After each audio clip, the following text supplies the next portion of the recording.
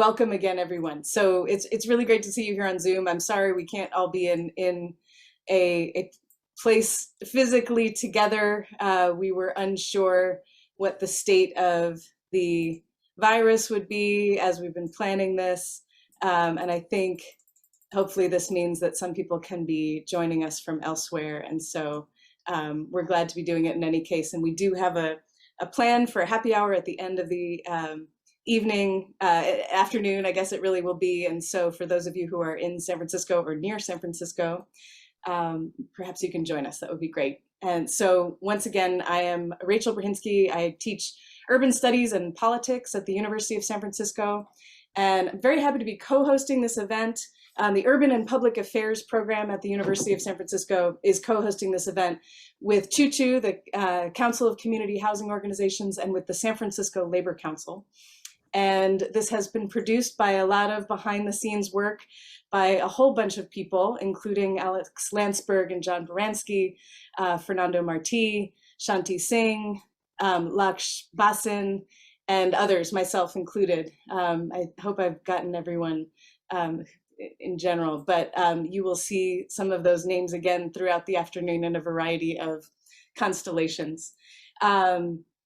I wanted to say before we get fully into our program that we're organizing this event in solidarity with the faculty on our campus at USF who have been in, as you may have read in the newspapers or you may have heard through various networks, some of the faculty on our campus have been in a protracted and very difficult labor negotiation over the last year. It's concluded.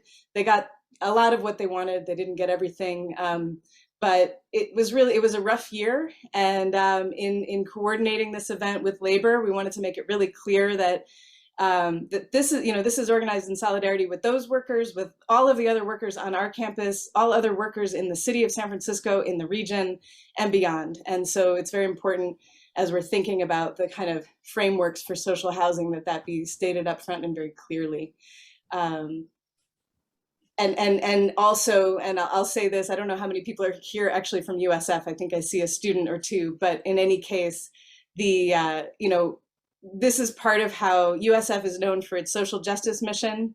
You've seen our banners all around the city. And this is how we actually make it live up to our social justice mission is through a lot of the organizing that happens on campus to push the institution in that direction. And so that's part of why it was important to me to mention this today. So that's part of our starting point. What can we expect today? So the full program, I believe, is linked now in the chat, and John will link it every now and then for new people who come in, so you can see it over on the CHOOCHOO website. And it's also on the Facebook event page for the event. So if that's an easier place for you to go electronically. And so as you'll see there, we're going to start with a plenary that's representing the 3 constituencies that have come together to organize the event. And then we'll move on to a session on social housing models. We'll follow with a short breakout group session if there's time, where you can join smaller groups to talk about, kind of brainstorm ideas about social housing and making it real with a variety of themes. And then we follow with a session that's entitled Workers, Climate, and Housing Justice, followed by a very brief call to action from Supervisor Dean Preston and from Shanti Singh. And so our Zoom sessions then will be followed by an in-person happy hour for anyone who can gather, as I mentioned already. And that's ideally starting around 6. I guess it depends on exactly what time we wrap up, but at a place that seems to now be called the Mothership, which used to be Virgil's on Mission Street, 3152 Mission. So maybe someone will put that in the chat again later to remind folks of where to go. Just housekeeping, while we're on Zoom together, we're hoping to ask all participants to stay muted, just so we can manage the time and manage the soundscape, but you're welcome to post in the chat at any time, and we'll manage Q&A in the sessions through the chat as well. And this may not need to be said, but we'd love everyone to stay collegial in the chat, even if you disagree with each other. We want it to be a space for discussion and debate, but hoping to avoid personal attacks and things like that. So maybe that didn't need to be said, but I felt I had to say it. So is there anyone on the organizing committee that has anything to add before I jump into introducing our first session? Okay, it looks like we're in good shape. So let's start with the first session. And I will, maybe I don't, this group is small enough that maybe I don't need to pin everyone. Actually, I think I'll ask if one of the other co-hosts knows how to pin people. If you could do that while I'm introducing people, please do. And if not, then I will do it after I do the introduction. So thanks everyone for rolling with our grassroots technological approach to this. Okay, as I said, the opening plenary is organized to reflect the 3 constituencies that have collaborated on producing this event. So that's labor, tenant advocacy, and affordable housing. And I'll introduce all 3 of our panelists now, and then we'll go to each for short 4 to 5 minute talks. And I will try to note in the chat when your 4 minutes are up so that you'll know you have 1 more minute. And so our first speaker, I'm sorry, I'm just looking at my list because we might need to reorganize. One of our speakers, in any case, is Fernando Marti. Fernando is an artist, an architect, a writer, and a housing activist based in San Francisco. And for the last 12 years, was co-director of the Council of Community Housing Organizations, CHOO, and he was co-founder of the San Francisco Community Land Trust and serves on the San Francisco Housing Stability Fund, as well as the Public Bank Working Group. And following Fernando, our second speaker will be Adrienne Sims.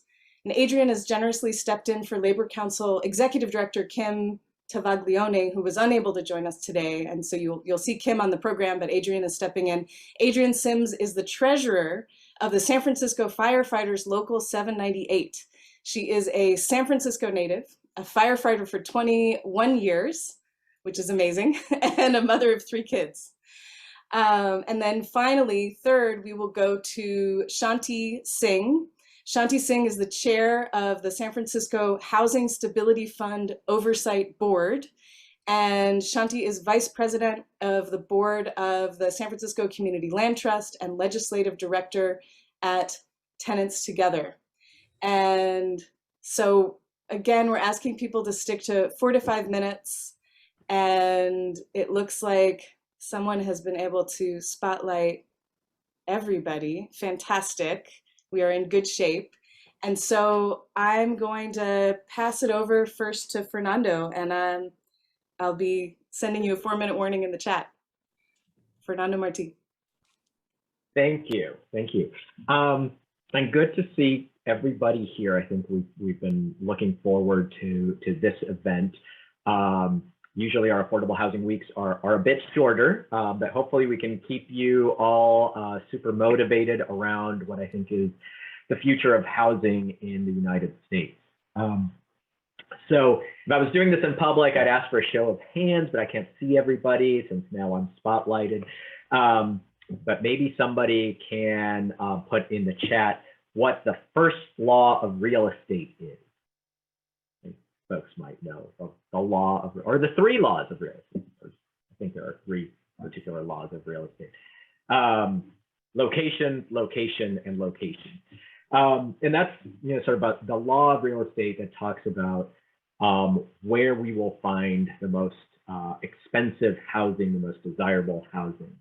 And I think it's become clear to all of us as cities like San Francisco or Seattle or Los Angeles or New York have become so increasingly unaffordable that the kind of dense cities that we want are not going to be affordable anymore. They were once in some ways affordable because of suburban expansion.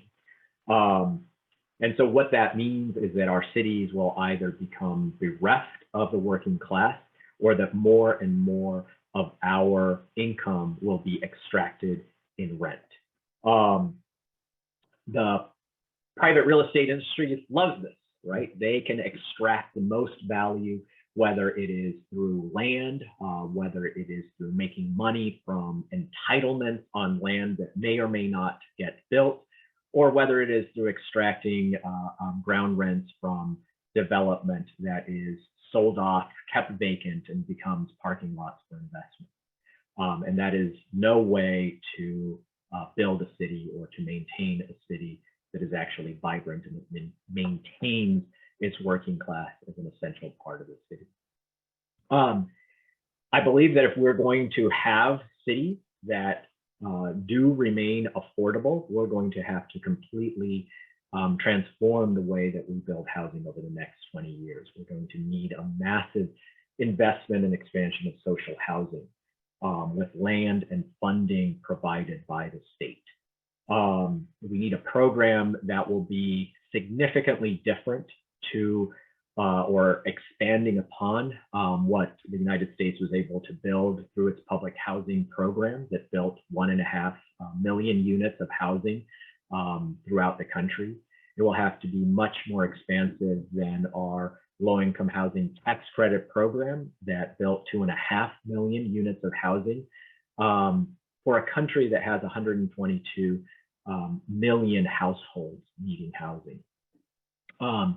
Such housing has to center workers and residents in the housing itself. So whether that is through community-based organizations, such as the organizations that my organization, Choo Choo, represents, whether it is through the self-management of cooperative housing, or whether it is through resident council-controlled public housing, it must center tenants at the center of that housing. And it must center the workers who build it and the workers who run the housing.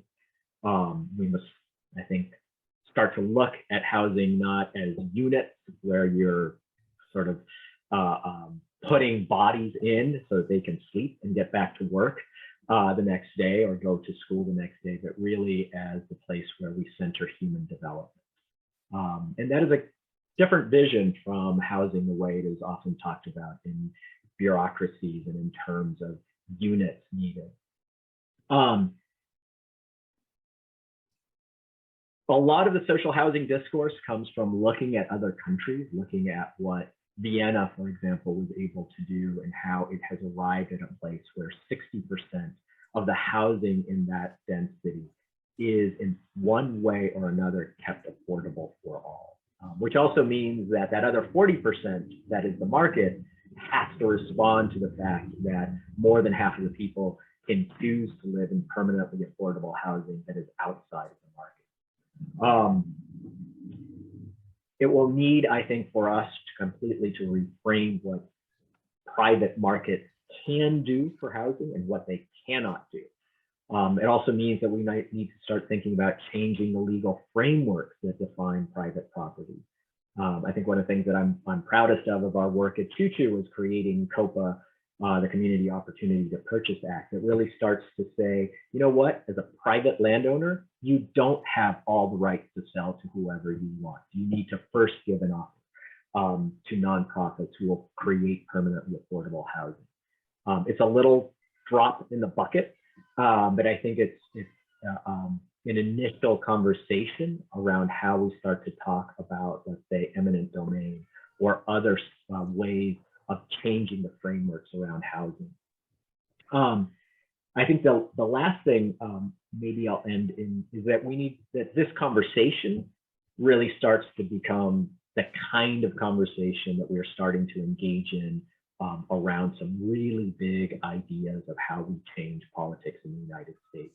So whether that is a conversation around Medicare for all, whether that is a conversation about a Green New Deal, whether that's the conversation around social housing, it means that we're starting to think about what are the changes that we need to make to socialize some of these basic human needs.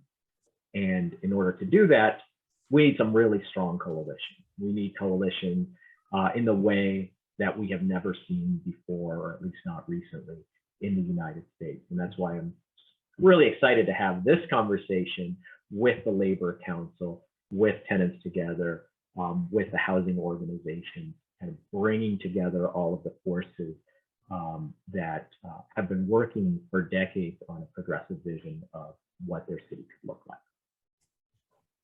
Thank you so much, Fernando. Thank you. And we're going to go directly over to Adrienne Sims from the San Francisco Firefighters Local 798. Adrienne. Welcome, everybody, and thank you for having me. I am going to kind of do this off the cuff, and I don't have a lot of statistical information, but I'm going to speak from my own personal experience of being somebody who maybe as a young person had the opportunity to buy a home in the city and was not educated through my family that I should purchase a home, or that was even something that was available to me. And in that, if I had bought a house when I first got into the fire department, especially in some of the neighborhoods that I grew up in, like D10 and D11, I could have bought a house for $200,000. Now those houses are way over $1 million. And I think that some of that even goes into education of what is actually considered affordable.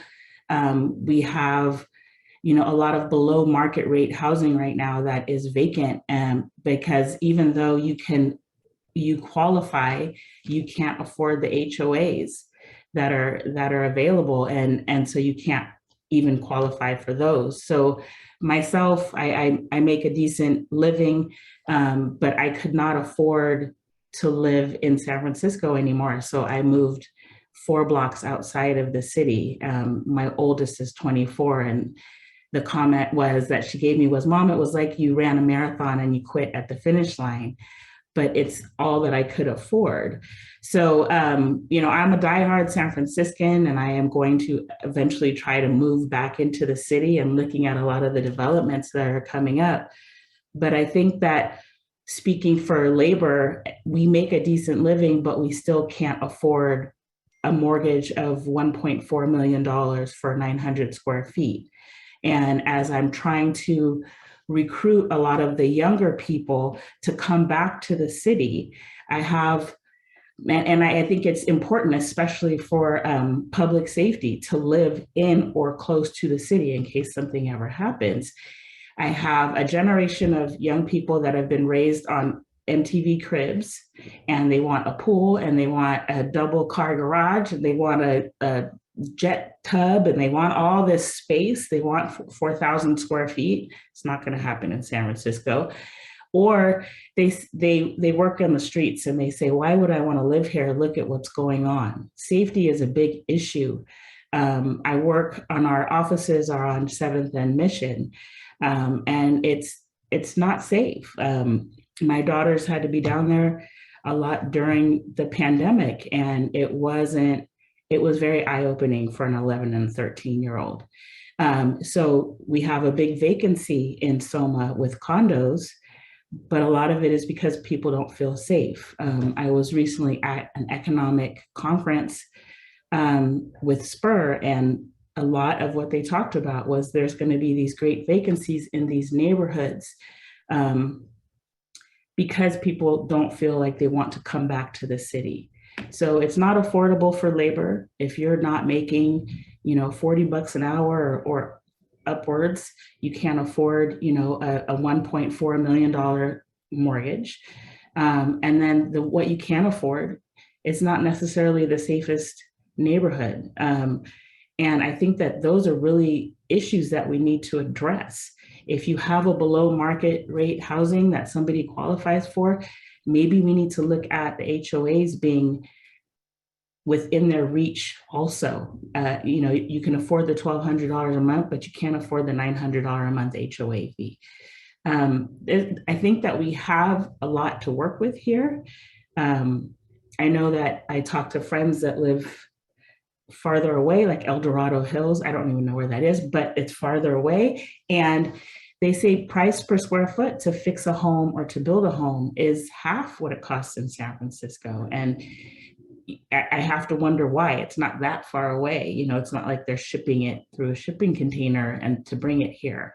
So I think that a lot of it is making neighborhoods that are now have the vacancies more attractive, and how you do that, looking at how you make SoMa attractive. I think SoMa has a 34% vacancy rate, and they're looking at it increasing because the .comer, the young person, doesn't want and doesn't need to live there anymore. They have moved out.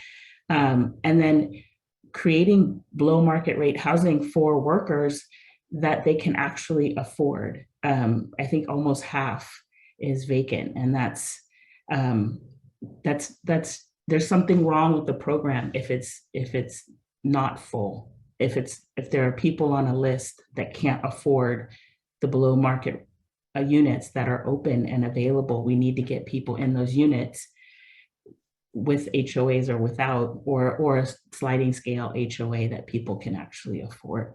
And then again, making everybody wants to live in that special neighborhood, whether it's Noe Valley or the Richmond or Sunset, maybe addressing some of these neighborhoods to make them just as desirable. If we keep, especially for labor, if we keep our people in the city, they spend money in the city, which makes the city more desirable. Nobody wants to spend $100 on an Uber because they came into the city to see a play or to go out to dinner. If you can just walk there, it's just that much better for the city as a whole. Our salaries are based on business taxes. As people move away, they take that money, they come into the city to work, and then they take that money to El Dorado Hills or wherever they live, Richmond, California, Vallejo. They take that money and they spend it there. They're not spending it here in the city. And that's kind of what we want. We want an investment in the city. And my other gripe is just investors that are coming and outbidding a regular person. I'm a single mom, I have a single income. I don't have $2 million that I can close in a house in 10 days. So even if I could afford the mortgage, I got outbid because I didn't have an all cash offer. Something has to happen, and I don't know if that's legislation, that we say, hey, you know what, everybody has a 30-day close, because that way a real person can compete with an investment company that's, got a 10-day all cash. That wasn't me, but I was about to jump in and say, thank you so much. Your time is up, but Thank you. Really, really appreciate you being here. I understand you may have to leave, and thank you, Adrian. Really appreciate what you had to say. We're going to turn now to Shanti Singh yes. Here, Shanti, take it away. Hi, everybody. Shanti Singh here. I work at a place called Tenants Together, which is a statewide organization of 50 other organizations, a bunch of which are in San Francisco, but I'm based here in San Francisco. But I did want to talk a little bit about the tenant perspective on social housing with the time I have. Wanted, especially based off of one thing that Fernando said that was really relevant, was, Vienna is this very far away place. And I think even as somebody who's very invested in making social housing happen, sometimes I'm tired of talking about Vienna. But when I talk to tenants and tenant organizers across the state, including in San Francisco, about social housing, and we've obviously been talking about this a lot lately, it's that there is a lesson. The reason that it's worth bringing up Vienna is because of the way in which that social housing was won. It was won by tenants and workers together, making a political demand, right? A political demand that none of them deserve to be left behind, that they all deserve safe, beautiful housing, that they all deserve, for the state, the government, right? Whether it's the federal government or the local government or the state government, to actually invest in the things that people need, that tenants and workers need to live safe, happy, fulfilling lives. And so that's when we think about, it's not just about, the financing or the cross subsidization. And there's going to be a lot of interesting speakers with lots of really interesting and fascinating policy ideas around this. So I'm not going to get into that because I'm not the expert on that anyway. But when we think about how we're going to win this, it's not just that. It's also that we're making a political demand as tenants, as workers, as organized labor, as, community groups, as housing justice organizations, as people who divestment advocates, as environmental justice advocates, everything that we are, we really need to come together and basically make this demand. And so that's really kind of the way that sort of tenant organizers and tenant organizations are looking at it. And other things too, it's it needs to be rooted in the current struggle for housing that we're all having and that a lot of us are going to talk about today, right? So it's, yes, social housing has the potential to be a new, innovative, transformative model for housing all of us in San Francisco. but it's also got to be rooted in the current struggles for housing, whether it's private housing, whether it's public housing, whether it's HOAs or be a below market rate housing, et cetera. We really need to root our solutions in San Francisco based on the struggles that we're having now and build a new model out of that. So the last thing I'll say, and I guess I'll keep it on the quicker side, but we're going to talk about things like solidarity rents, et cetera, but we really need to, I think, and I think that most of the 10 organizations I work with would agree with this, we do really need to make sure that we are prioritizing and housing the people who are most marginalized by the system, and then building a universal system out from there, right? And that's something that's very hard to do.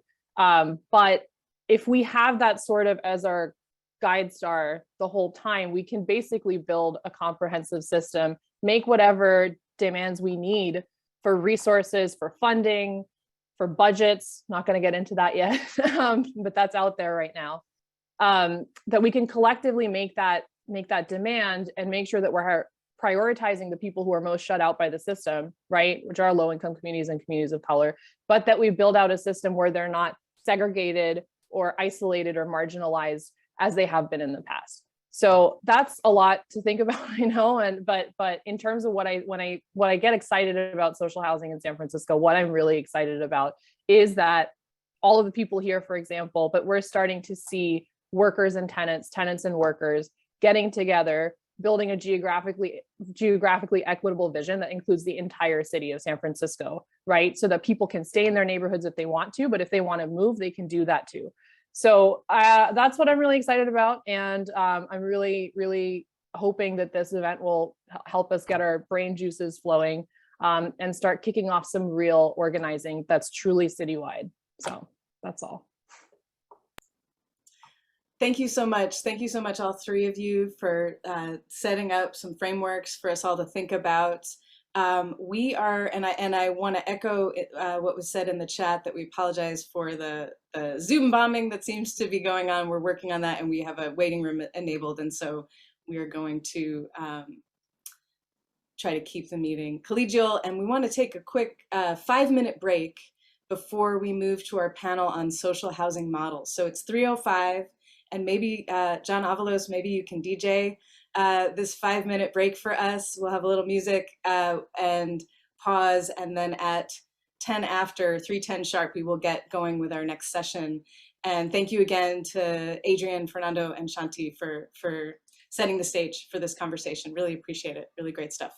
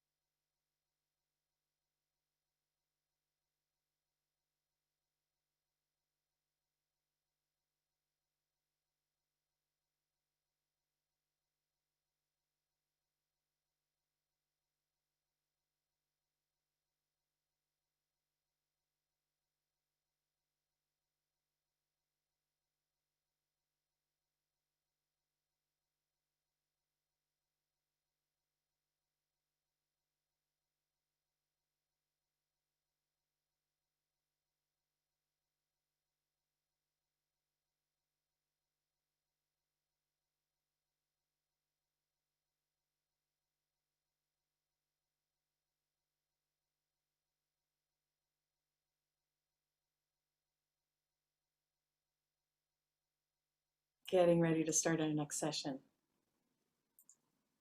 And to do that, I'm going to turn things over to Fernando Martí, who is moderating the next session. And Fernando, I can work on spotlighting everyone while you're getting things going. Awesome. Thank you. And welcome back, everybody. Hopefully we will have a less disruptive next session, now that we've got our security protocols worked out. So one of the things that working with the Council of Community Housing Organizations, we've been very interested in how you get to making social housing work, not just the idea of housing for all, but the funding and the land and the subsidies and the interaction between different income levels and different rents, and all of those things that I think are part of the world of a housing system that really works for everybody that we've been trying to create. So in order to get into that kind of a nitty gritty and in the weeds discussion, we've got a great group of folks who bring a lot of experience and background in the social housing world. We will have John Boransky, professor of history at El Camino College in Torrance, California. He is author of Housing the City by the Bay, Tenant Activism, Civil Rights, and Class Politics in San Francisco. We will have Laksh Bhasin, co-author of the November 2020 Prop K measure and coordinator of the San Francisco Bernie Kratz Housing Committee. Joining us all the way from Maryland is Zachary Marks, Chief Real Estate Officer of the Montgomery County, Maryland Housing Opportunities Commission, as one of the first funded programs to create social housing in the United States. And last but not least, we will have Hope Williams, who is board president of the San Francisco Community Land Trust, board governance director of the East Bay Permanent Real Estate Co-op, and co-director of the Radical Real Estate Law School through the Sustainable Economies Law Center. And she is also a professional troublemaker. I think there was a lot of professional troublemakers in this group. So Hope is not alone. So to begin with, we want to ask John Boransky to sketch out a little bit of the history of public housing and public housing's original vision for a broad working class housing in its original inception. So take it away, John. Great, thank you, Fernando. Let me try to pull up a PowerPoint.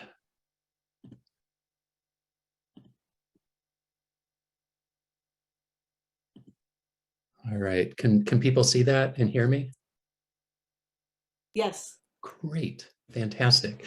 All right, so let's just get into it. So the historical context for social housing lies in the 19th and early 20th century during a period of heavy industrialization and urbanization. This is a moment when the economy was expanding like crazy.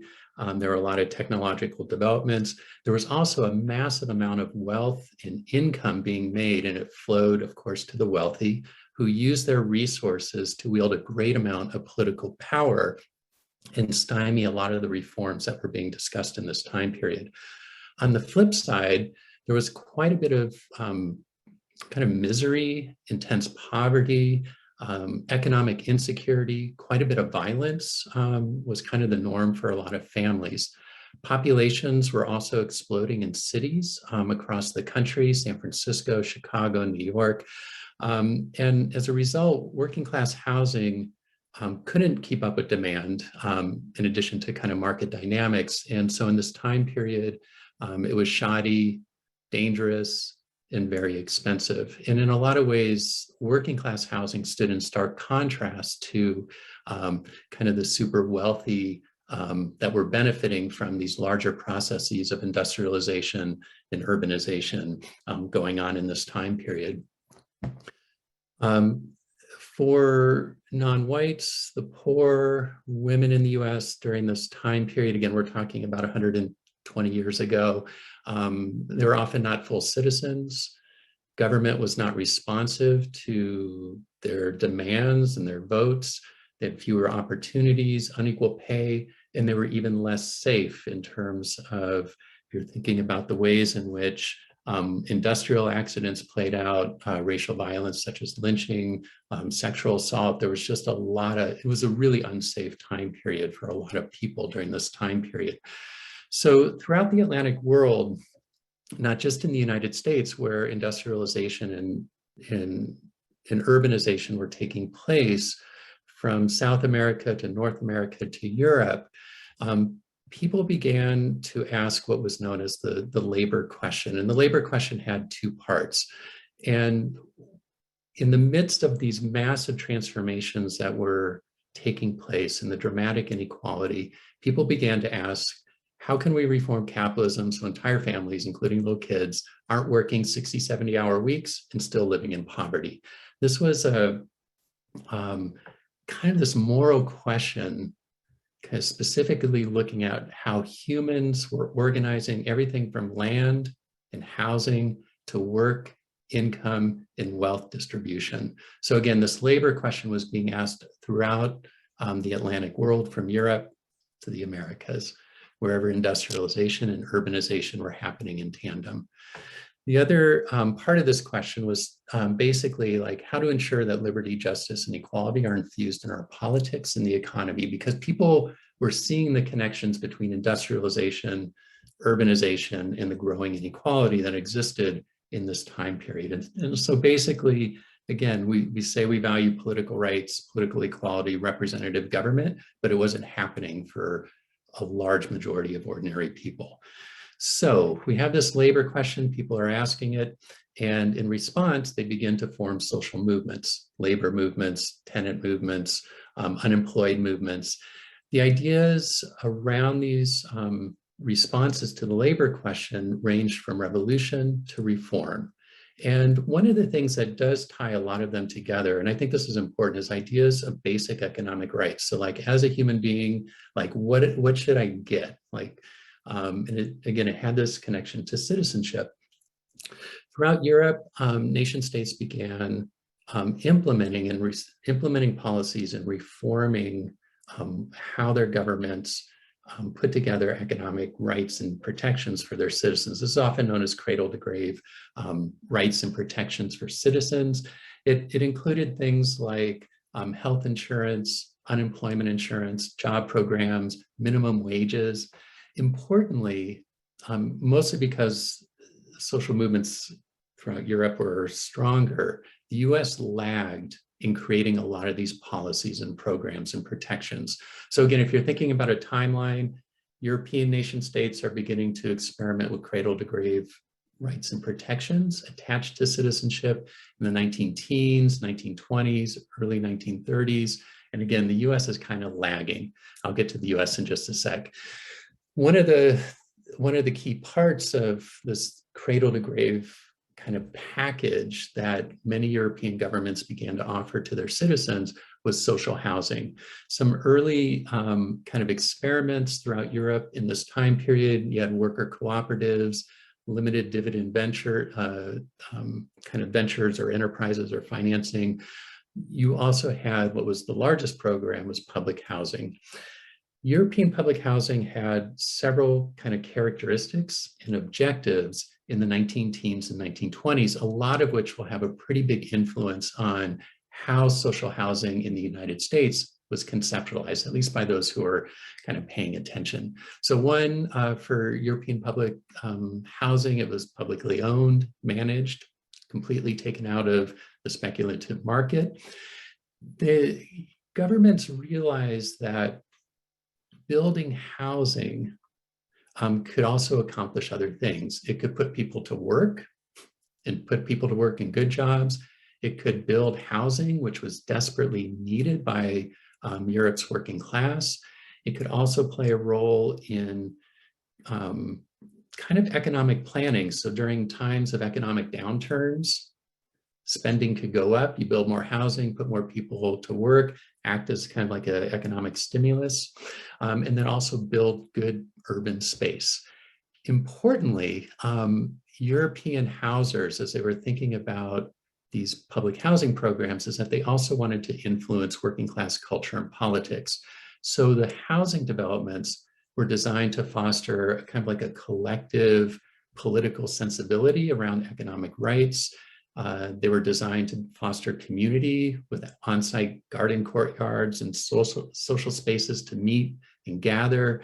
And then also the housing was really cool. Art Deco, garden apartments. It was non-stigmatized and it was for white and blue collar workers. So you have all this stuff going on in Europe, again, in response to the labor question and how Europeans were thinking about it. What happens in the US? So social movements pick up again in the 1930s during the Great Depression. Franklin Roosevelt is in office. They put a lot of pressure on him. And what we get is the 1937 U.S. Housing Act, which created the U.S. Housing Authority.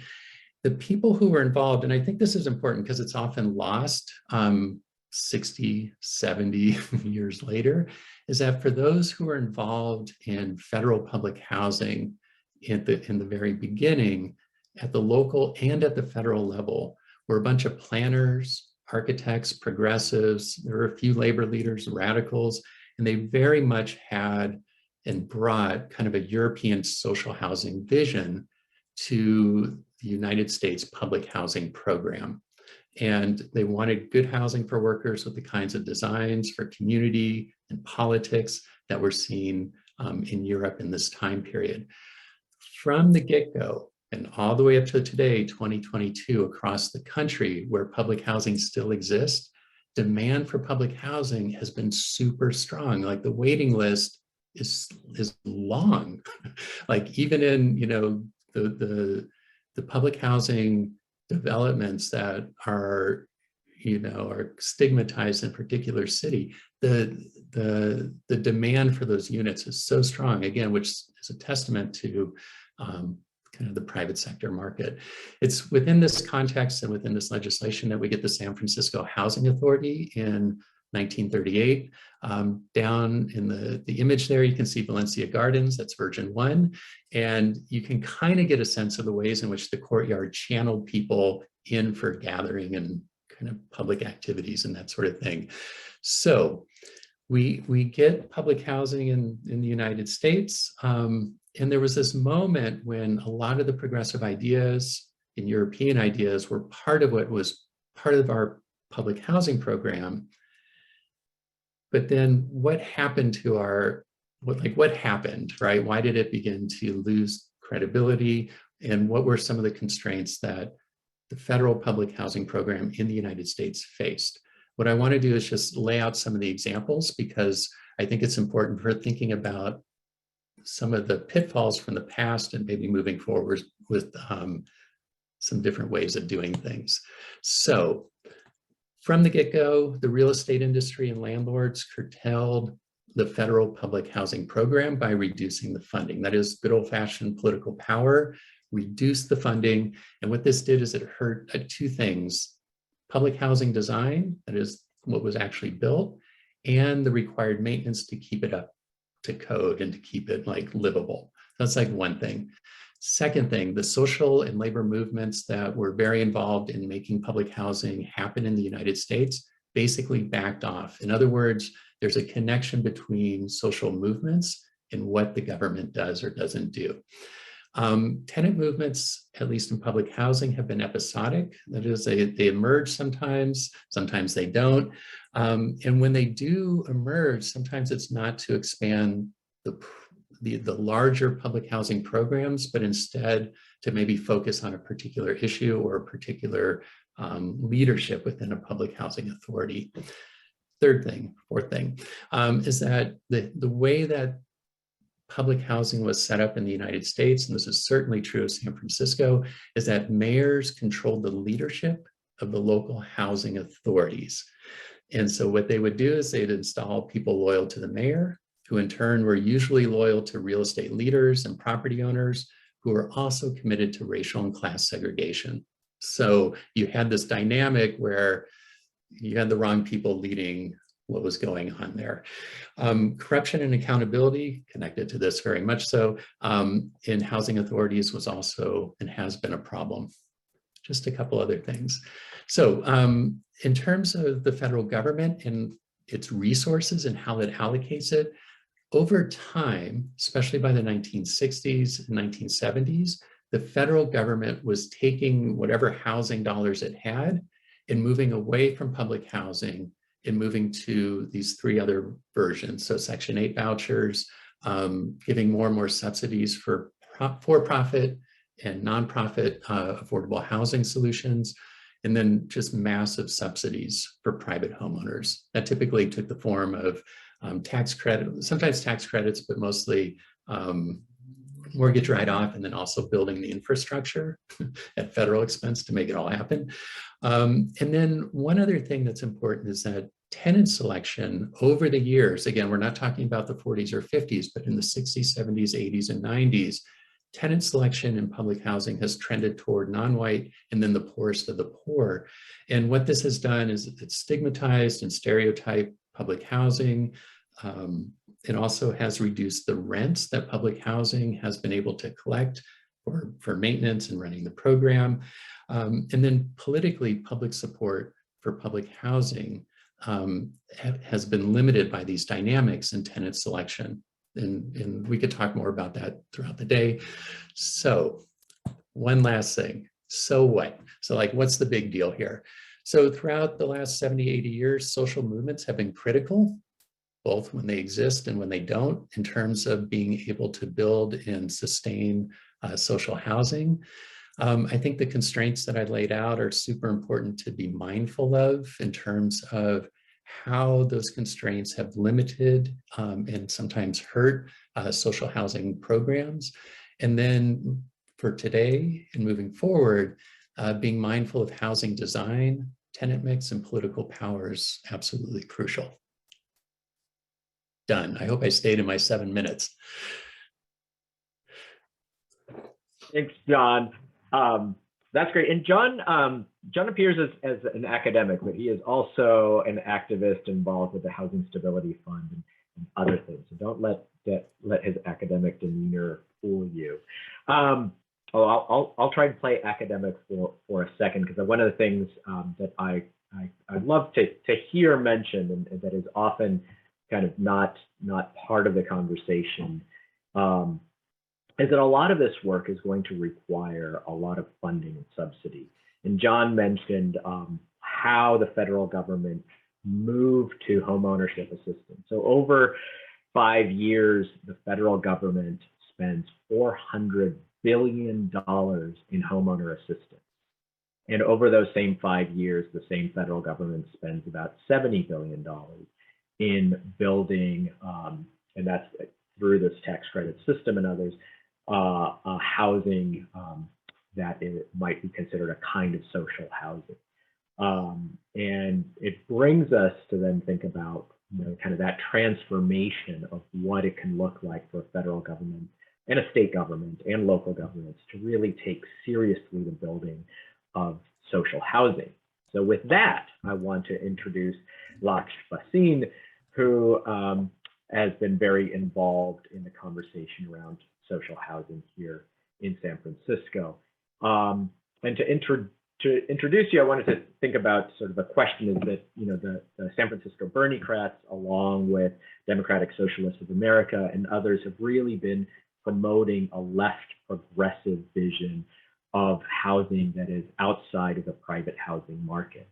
So we'd love to hear from you, kind of your vision of what that social housing would look like sometime in the future, where you and I might be living in social housing, and to tell us a little bit about, in that work, how you think about that as being funded, designed, and built. Take it away, Laksh. Great. Well, thank you all for joining. I hope you can see my presentation. My name is Laksh, and I'm here to present about what a public housing for all system could look like in San Francisco based on the research and advocacy work that we've been doing for the past 5 or 6 years. I want to first just start by mentioning how public housing abroad is a clear example of how governments can scale up a program to meet the needs of their residents. If you look at, for example, Vienna, Austria, 500,000 residents live in municipal social housing, which is publicly owned and operated, and that is a full quarter of the city's citizens in over 1,800 buildings. Another example is Singapore, a country that I actually briefly lived in, which has an ownership form of public housing, and that creates that at a rate of about 10 to 20,000 units per year. Meanwhile, in San Francisco today, just short of 10% of housing, about 30,000 units, is decommodified in some form, and that means kept off of the private for-profit speculative market. But less than 0.3% of housing is publicly owned and publicly operated. That's 1,000 units and fewer every single year. After years of federal budget cuts driven by racism and classism, SF's almost 8,000 units of public housing have been repeatedly privatized and turned over to either for-profit or nonprofit operators. And that dismantling of public sector infrastructure has almost rendered impossible the task of meaningfully guaranteeing housing as a human right. We need a large-scale way to be able to take a large amount of property off of the speculative market. This leads us to the next logical question, which is, what if we bring back public housing? What should it look like? Well, first of all, public housing, like with every other part of public infrastructure, such as schools and transit, has to be for everyone. It should be focused on providing a right to housing, not a return on investment as the market currently does. At the same time, it's not enough to create a service that's for all on paper, because it has to actually include the most marginalized in San Francisco. As one example, that means funding dedicated amounts of subsidies and housing for families of four whose income is below $40,000. They would qualify as extremely low income in the city. On top of that, the housing has to be affordable. Today, many tenants are paying over 50 to 60% of their income on rent. With local well-funded public housing, that amount could instead be closer to 25 to 30% of their income on rent or mortgage. Public housing should also be truly public and involve community and resident input in decision-making from the building level all the way up to the department level in terms of setting the budget. And we also need good paying jobs and a new deal for workers. That means there have to be unionized public sector workers managing and maintaining properties. And one big benefit of doing this in the public sector is the stability and pension benefits that a public sector job provides. Less than 20% of private sector jobs today provide a defined benefit pension plan. And for most people my age, that is practically unheard of. On top of that, public housing must further a Green New Deal, including replacing natural gas with electricity. Climate change is the modern crisis of our times. And in San Francisco, we can use a city public housing program to deliver where the federal government is basically doing nothing at the moment. And finally, public housing should be well-resourced with nearby childcare centers or on-site childcare centers and frequent public transit, and also not segregated away from the rich neighborhoods of San Francisco. We need to create integrated housing for all. Now, to make this vision a reality, we worked to pass Prop K in November 2020, which authorized 10,000 units of public social housing.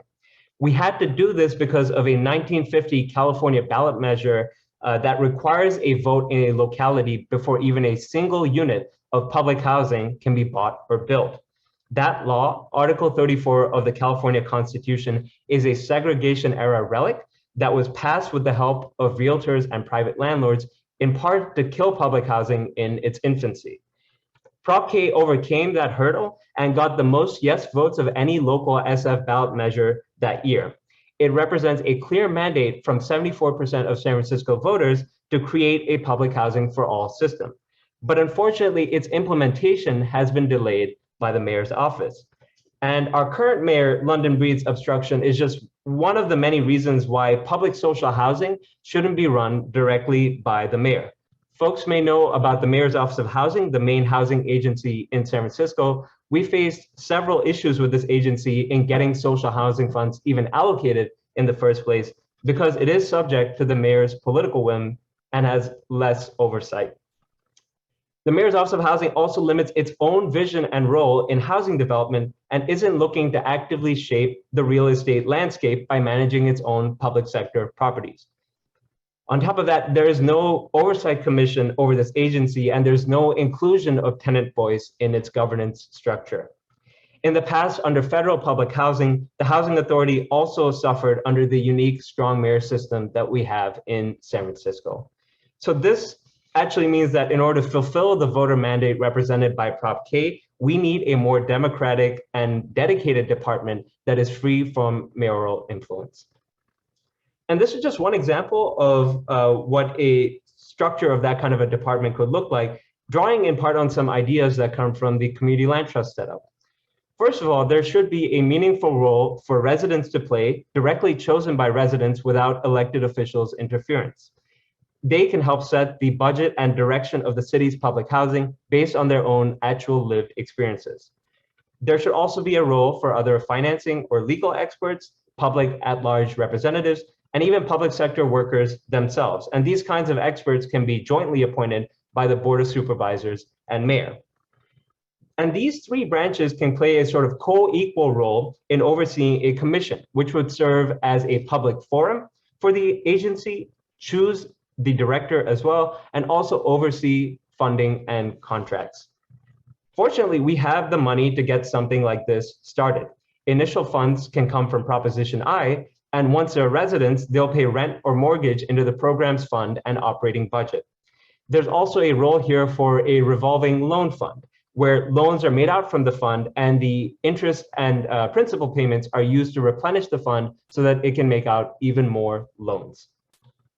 I hope this presentation gave you all a sense of what the future of public housing for all can look like in San Francisco. I've included a link to our website that goes into a lot more of the details, and also a QR code that you can use to send a letter to the mayor and her budget staff. It takes just a few minutes to use the QR code and send an email. And that would basically be about funding all of these social housing recommendations put forward this year, including studies to set up a new department for public housing for all. Thank you, and I look forward to answering questions later. Thank you, Laksh. So I think we've heard about a little bit of the history. We've heard a bit about the vision in being worked on in San Francisco. We want to turn to somebody who's been working to turn some of this into reality in Montgomery County, Maryland, Zachary Marks, who's been leading this effort and with seed funding, I believe from a $500 million bond measure to help create the seeds of a new social housing model. And want to hear from you around efforts that you are doing as one of the first places that is really investing in doing something different as a social housing model. Take it away, Zachary, and good to meet you. Good to meet you too. I see you in the Zoom world. I know some of the others on the panel have already, but I'm a regular Hollywood Squares participant, so it's I appreciate that introduction. So yeah, so my presentation is definitely going to be much more of the plumbing. So I apologize, it's not. It really is sort of my day job, which is just focused around getting as many units on the ground as possible. So just to sort of correct the record, so the initial housing production fund was a $50 million construction equity fund. That's important because construction equity is typically about 20% of the capital stack, and it's usually the most expensive to get, and it usually comes from private entities. So all things that, certainly work against the kinds of, values and outcomes that we're all talking about here today.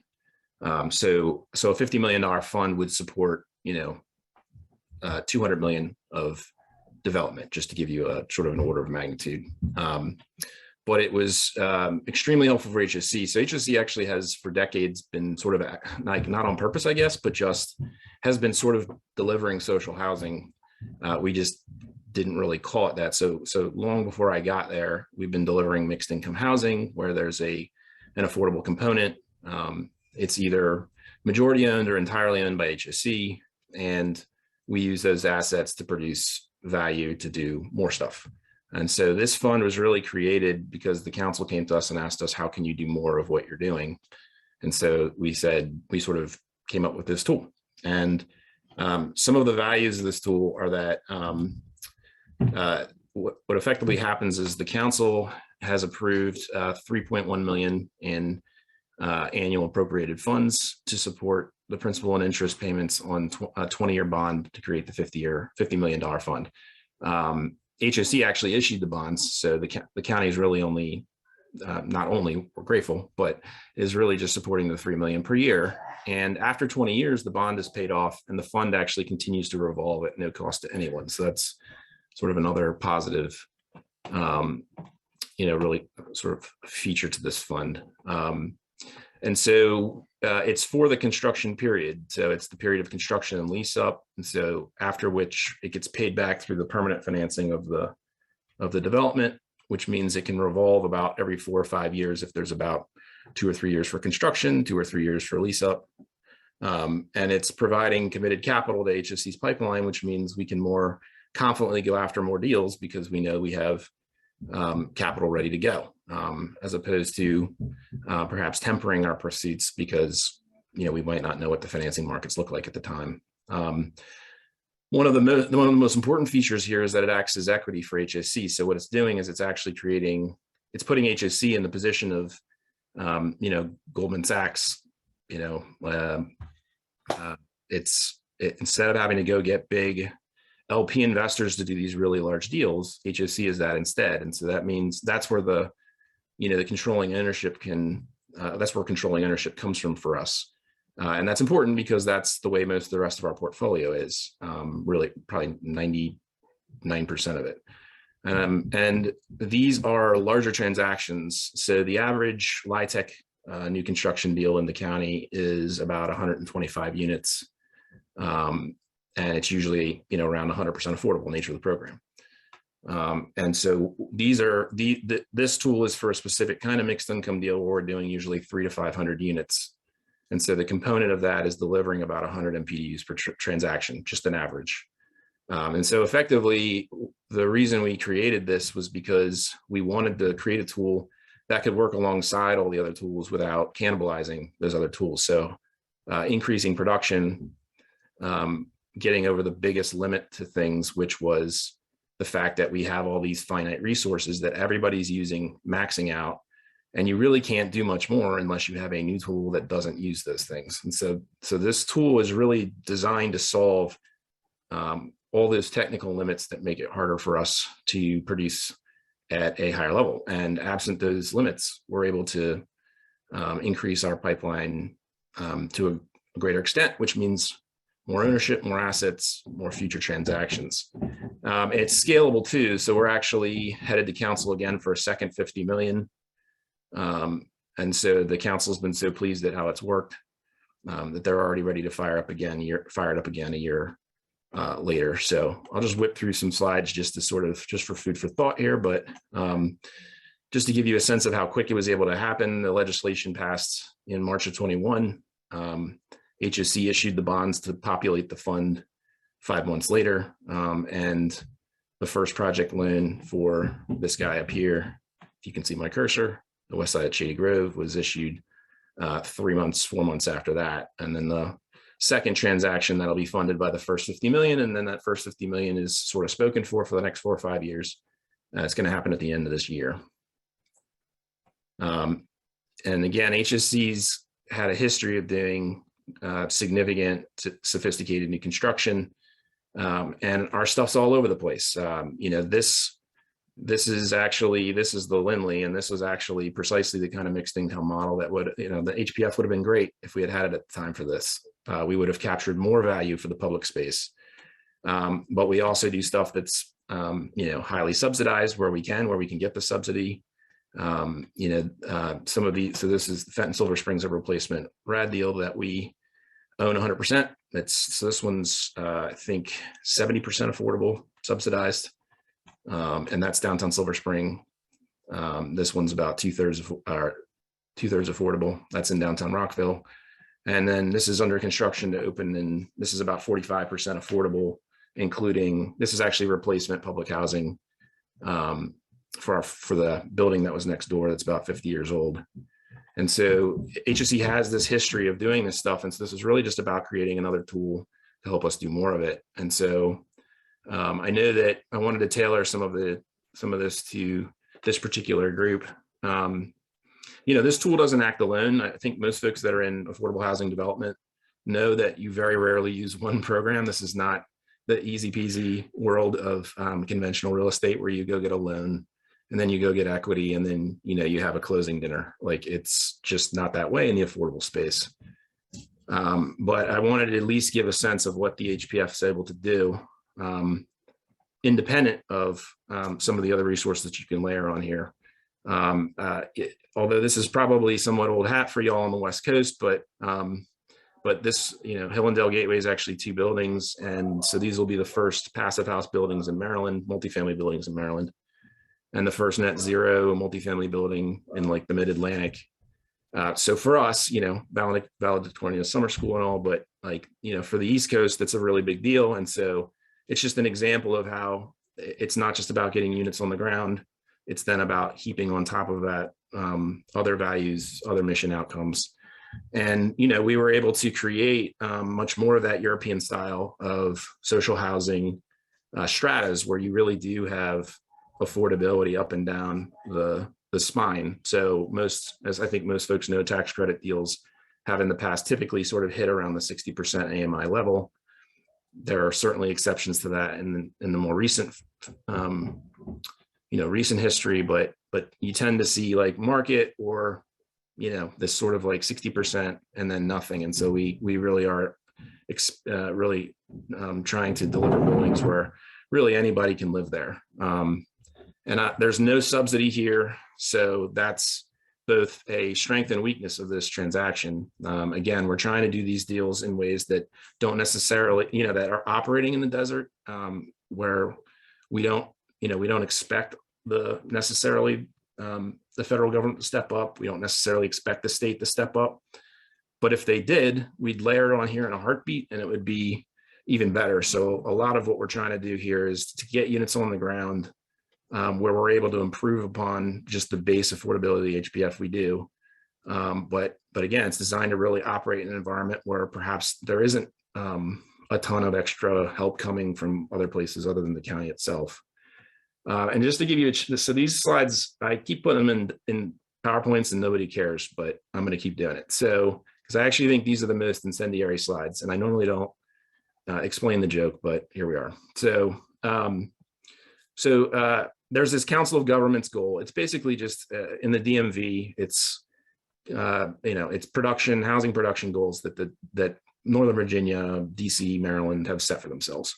And as I'm sure you're shocked to hear, we immediately started failing. So, what the top left graph is really showing you is that we're already missing in the first 2 years, the 3,300 units a year we're supposed to be delivering in Montgomery County.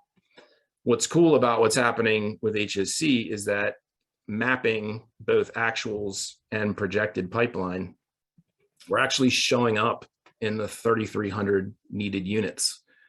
And so one of the things I was trying to convey to the council is that you can actually go get market share. You can actually show up. You're not a blip on the radar. So like this is, I'm colorblind, so I'm sorry. Whatever color the bottom is here, maybe it's blue.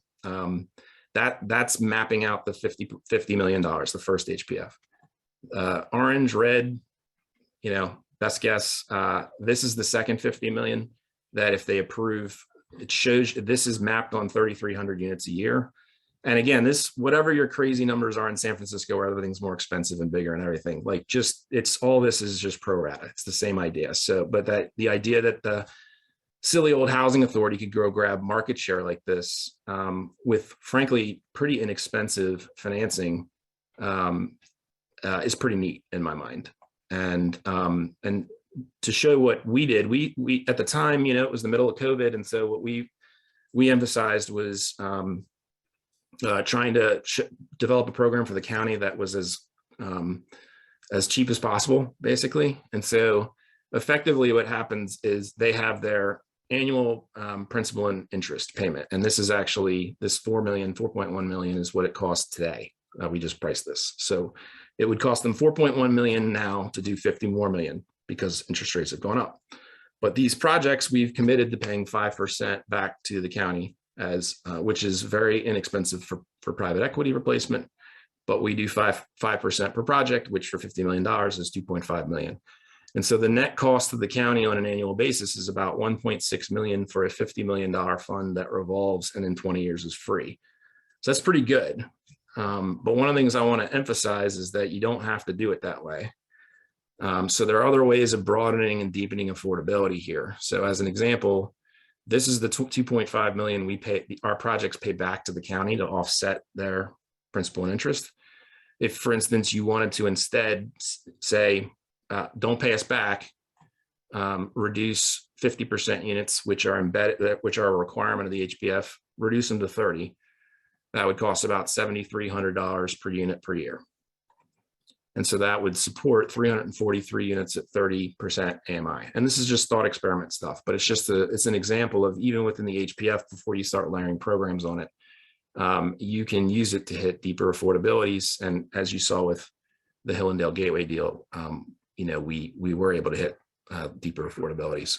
Another way to do it is to actually spin off LIHTC phases. So this is a development we're working on in Wheaton, and there are 2 HPF phases, and then there's a LIHTC phase.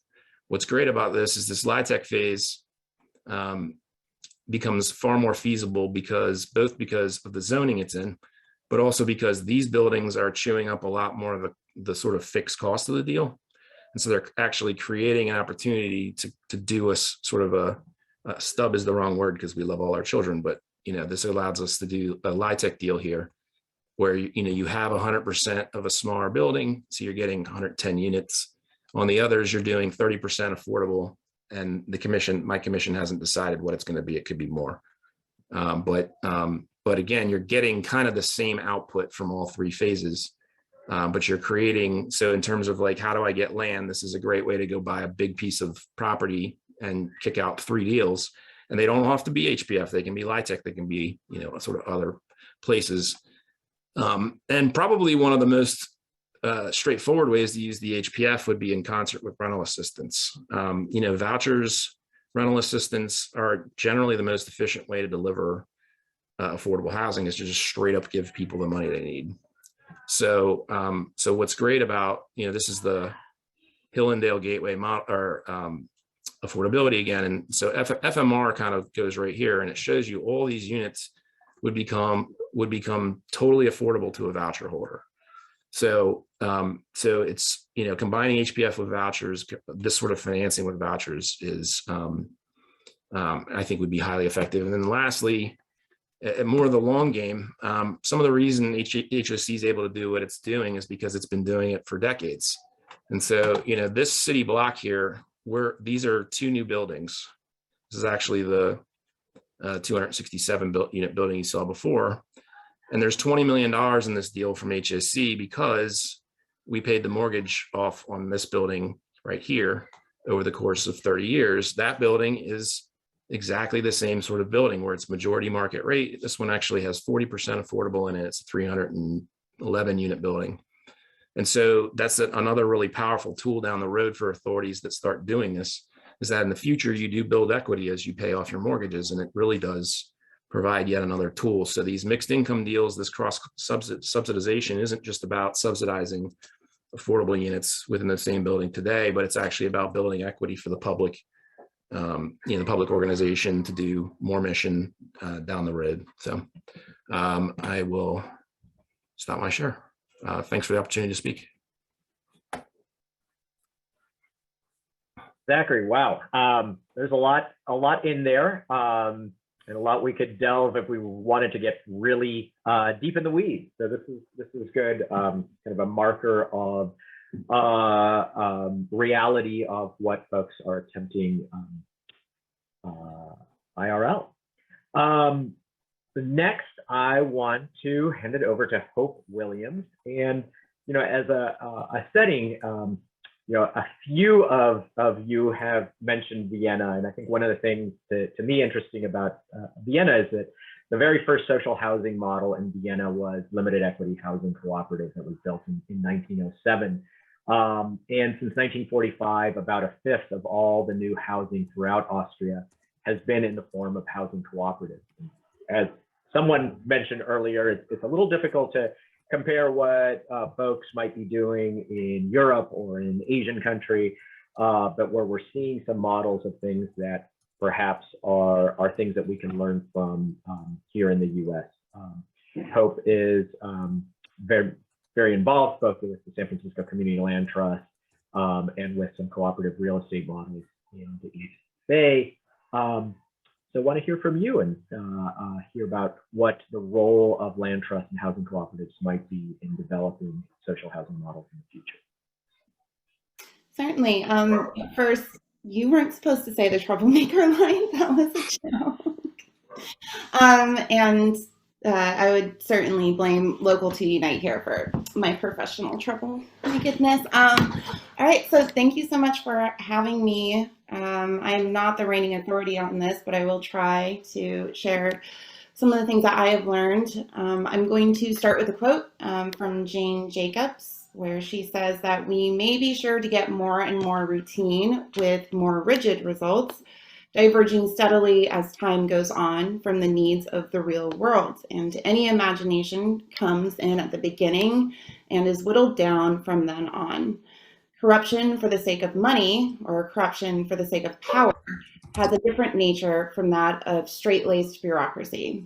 Corruption grows more intensive rather than less so, and the longer it has an object to play with. So let's assume that that object is housing.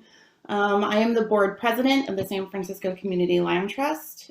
We are a nonprofit organization that creates permanently affordable housing for those of low to moderate income through the community ownership of land. And we are guided by the principles of anti-displacement and racial justice, and we stabilize neighborhoods and create greater access to housing and home ownership opportunities. We also center racial equity at the levels of all of the organization and focus on creating affordable housing for BIPOC communities previously excluded from access to wealth, and in particular, access to home ownership opportunities. We acknowledge that we're not the rightful stewards of this occupied land. We acknowledge the harm of white supremacy, aka capitalism, and white privilege in the history of housing and land ownership. And by acknowledging these truths, we strive to be accountable for creating a safer space, more equitable and affordable housing for BIPOC communities to thrive and flourish in San Francisco. We currently own and operate 14 permanently affordable properties that are spread throughout the city, from Chinatown to the Mission, the Tenderloin, the Richmond District, Soma, and Russian Hill. The 250 residents living currently in our 151 units of permanently affordable housing represent a diversity of races and ethnicities, with the majority of residents identifying as people of color. 70% identify as BIPOC, 31% Asian, 21% Latinx, 13% non-Hispanic and multiracial, and 5% Black. Additionally, 17% of our residents identify as Mayan indigenous from the Yucatan Peninsula. And our goals are to center racial equity at all levels of the organization, secure more stable long-term funding resources, act as the citywide anti-displacement unit, and strengthen our resident outreach and education program, and prioritize programs for resident asset building. And lastly, influence and utilize public policy to increase funds available for preservation work. So I'm here today to talk mostly about limited equity housing cooperatives. We're going to call them LEHCs. They are recognized and regulated by California law, and they offer permanently affordable homeownership opportunities for low and moderate income households. It's a combination of public and private funds, generally finances the LEHC blanket mortgage. The share price, or the cost to buy into the cooperative, is considerably lower than a typical mortgage down payment, making ownership affordable for those priced out of the single family home market. An LEHC may be combined with a community land trust. We'll just say CLT for the rest of this. So the CLT is a community-based nonprofit that owns the property and is governed by a board of community members that also include LEHC residents. In this relatively new approach, not so relatively new, the LEHC usually owns the units and leases CLT land, owns the units, land leases, leased by the CLT. And when the CLT owns both the land and the units, the LEHC holds the master lease on the development. So when you're combining a CLT with an LEHC, it achieves three goals, two of which are relevant to California. First, a CLT may be positioned to more easily secure land, which can be leased by the LEHC. Second, the nonprofit CLT staff can oversee stewardship, assuring training for cooperative members and professional oversight. And the third purpose of the land trust is to preserve the affordable housing in perpetuity. Is of the low importance in California, since the LEHC statute already prohibits residents from selling the cooperative for monetary gain, thereby ensuring affordability forever. LEHCs have proven to be a highly effective use of public funding in addition to expanding homeownership opportunities. They preserve naturally occurring affordable housing. I mean, for half a century in the United States, LEHCs have proven their ability to preserve housing affordability and support long-term residential stability. It reduces public expenditures. A one-time public investment continues from one owner to the next through equity appreciation limits that maintain affordability over time, reducing per beneficiary costs of public funding. It outperforms other forms of housing. LEHCs have proven to be more stable than typical affordable housing options, even during economic downturns. LEHCs have had lower foreclosure rates than other forms of homeownership. LEHCs fared better than any other form of housing during the 2008 recession because they did not fall victim to predatory lending. This is because LEHCs are not a tool to reap wealth through appreciation. Rather, they offer housing security and reduced housing costs, which opens the door for residents to save and invest in other ways. Limiting appreciation retains the affordability over time and replaces the speculative nature of housing with home, community, and security. They also have high rates of longevity and effective operations. So now I'm going to quote Charles Abrams to seamlessly transition into this last half. He says that the public provision of shelter is a government duty. So how do we circumvent the corruption and prevent electeds from treating housing like an object that they can play with? The answer is not murder. Let's be solution oriented. We need to more effectively design cooperatives and consider separating them from common interest developments. We need to work with the California Department of Real Estate to streamline the process. To counteract problems with the Robert E. Act, provide funding and technical assistance to tenant groups that organize to purchase state surplus properties, distinguish cooperatives in the Davis-Sterling Act, and exempt them from segments that do not apply. We need substantial research that demonstrates the successes of LEHCs, which should be used to further education and outreach. However, this isn't enough to counter negative perceptions of the competencies of Black and Brown people and structural racism. Policies that actively promote empowering housing strategies like LEHCs are needed to address the institutional prejudice and discriminatory challenges. The California Department of Housing and Community Development needs to shift to a problem-solving approach and become more open to diverse strategies like the permanent real estate cooperative, but I don't have enough time to go into that, but I will drop the link, to address the state's severe housing crisis. The department could explicitly make LEHCs eligible for existing funding programs and embrace in policy and practice LEHCs as an effective strategy to address California's affordability crisis. Greater support for LEHCs would make other funders, including foundations and community development financial institutions, more likely to support their development as well. And as a first step to easing financing challenges is to increase awareness of existing sources of share loans and blanket mortgages. To expand the number of lenders, financial institutions must be educated about LEHCs and their needs. Because of their lack of familiarity with cooperatives, these institutions do not necessarily know that cooperative blanket mortgages are low risk or that a share loan is no different than other personal loans. Where banks and financial institutions in California have branches in New York that finance cooperatives, they should be encouraged to expand these programs to our state. California also needs to explicitly make cooperatives eligible for all affordable housing financing initiatives. Designing programs specifically for LEHCs could expand development more quickly. Finally, the federal government should expand its support for LEHCs by fully funding existing HUD programs. education and funding. Who knew? So in addressing the disinterest, lastly, we need to address the disinterest among nonprofit affordable housing developers.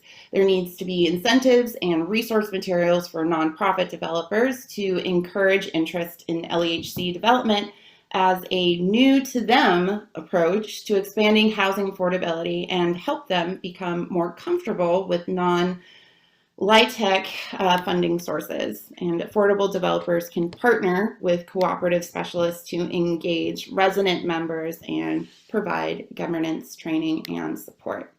I'm sorry I didn't have a presentation. I just talked a lot at you, but thank you again, Fernando. That's all for me.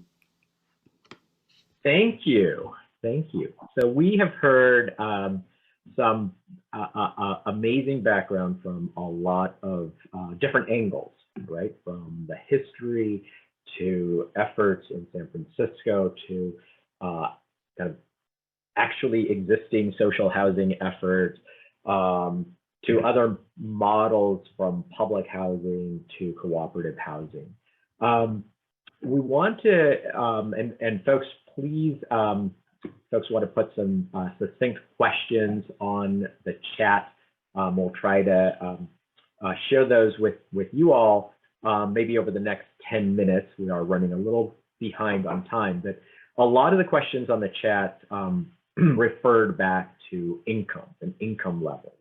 And so many of you, some of them were for Zachary specifically, and I think you answered in the chat, although I think you are doing double duty right now, taking care of your toddlers. So don't want to necessarily put you on the spot. I think any of you can answer these questions.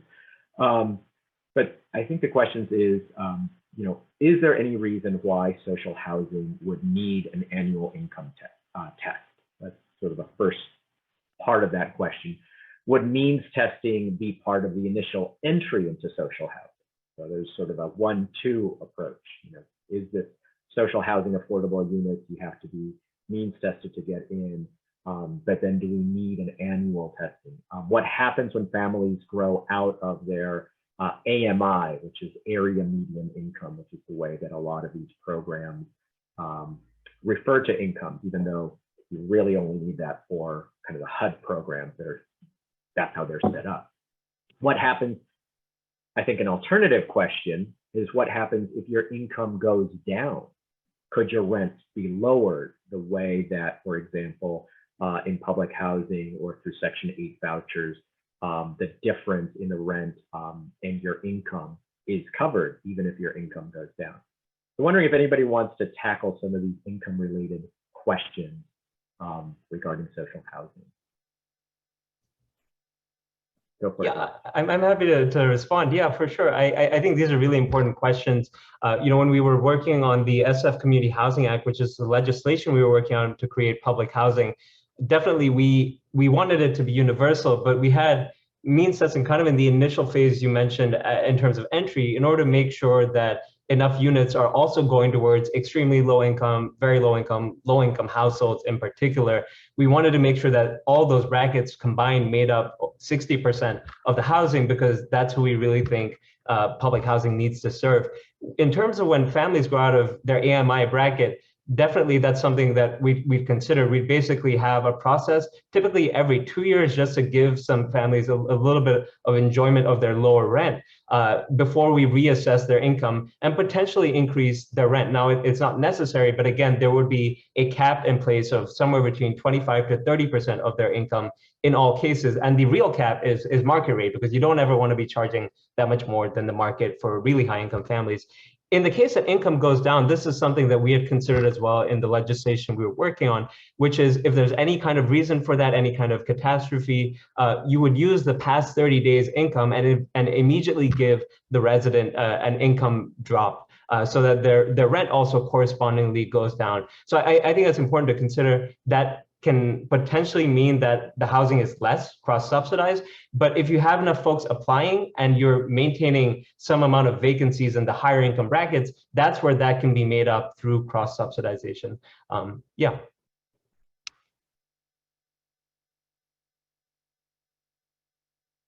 Any other thoughts I think I lost it in the chat. I know Zachary, you know, in mentioned as a response that in those projects in Maryland where there are the various tiers, that sort of kind of takes care of, you know, if somebody sort of moves into the other tier potentially. I'm not sure how that works in practice unless there's a vacancy in that tier, but there's sort of an ability for moving. Oh.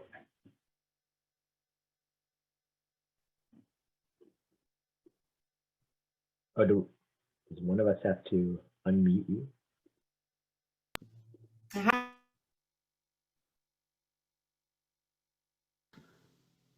Hi, perfect. I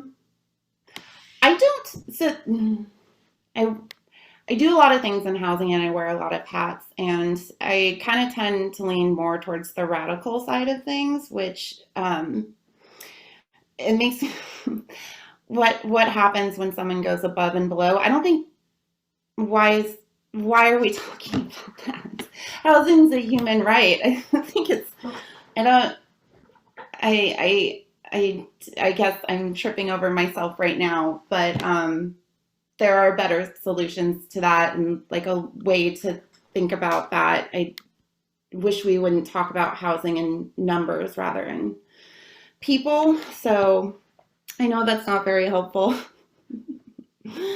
but thank you. Yes, to the radical reframing. Yeah. I'll Can do I add?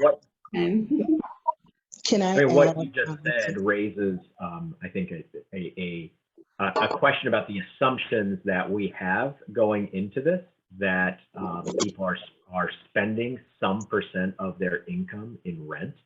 You know, and we could imagine that same conversation in a Medicare for All conversation. Do you need to spend 10% of all your income in health insurance? Do you need to spend, you know, in some way, 20% of your income in food? But that is the assumption that many of us have started with in this, because that is the market that we're used to. I think, Hope, you're raising, maybe we don't need to be thinking about it this way. John, do you want to add something? Maybe just, I mean, I was kind of thinking along the lines of Hope, maybe, I don't know, we'll see. But I mean, it is like, you know, like 23% AMI, 42.2%, right? I mean, the real question is like, the demand is there for these different kinds of housing that are non-speculative. And so the question really is like, how do we mobilize people and get them excited to put the kind of pressure on those empowered to get the funding and legislation that we need? I think that's one of the big questions that we're thinking about today, right? Like, is how do we mobilize people for social housing?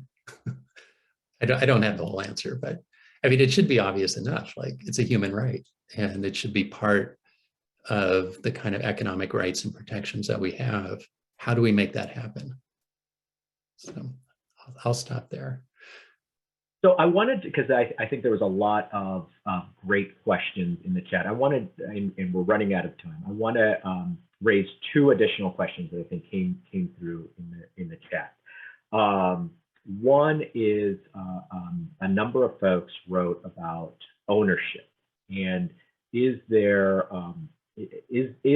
space, and I think Hope responded to that somewhat around thinking about cooperatives, but you know, what is the range of conversation around ownership within social housing, and especially I think important in the context of the exclusion of Black and brown folks from being able to generate wealth and pass that wealth on in the way that white folks largely, thanks to a lot of federal programs, have been able to gain home ownership and pass that, you know, grow wealth and pass that on.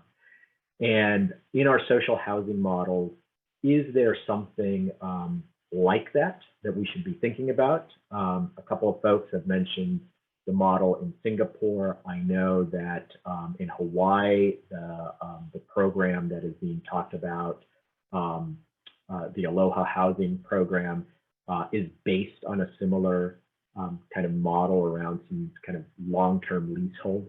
So wondering if folks want to kind of comment on just on the question of ownership within social housing.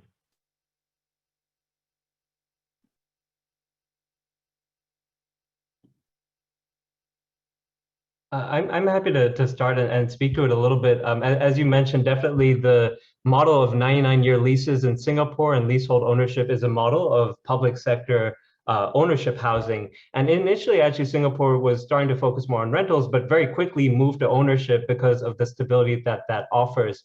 I'd say there's still definitely a need for rentals, especially for kind of shorter tenancy residents. But I think beyond the ownership conversation, we should also be talking more about preference programs and how public housing should prioritize not only people who have been displaced by redevelopment, which is the current certificate of preference program, which is really old, but also expand to include households displaced by other forms of redevelopment, gentrification, displacement of any kind, climate change as well, past, present, or future. All these are creating situations that people are fleeing from other situations to move to cities like San Francisco. And we need to offer them some amount of preference. And certainly redevelopment, the current preference based off of that is nowhere near enough. That was ages ago now.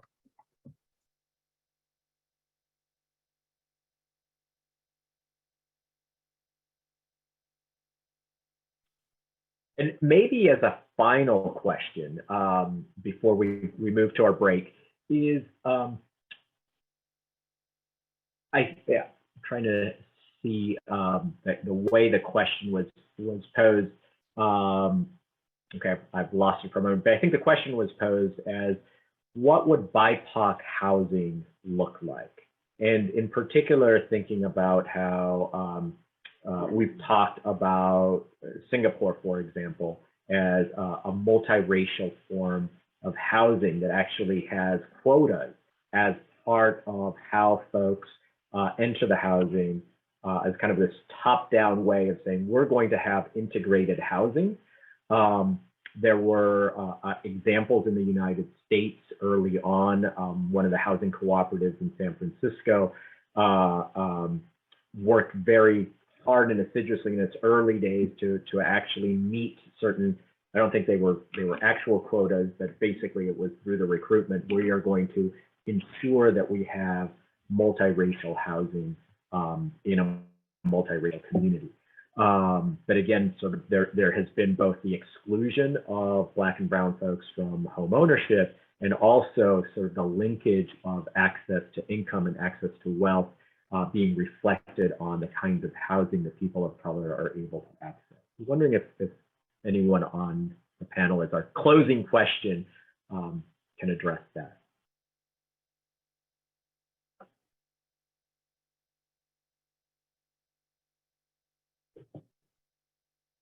And I'm not saying there's an easy answer, but I think those are the challenges that thinking about a new model of social housing can start to address.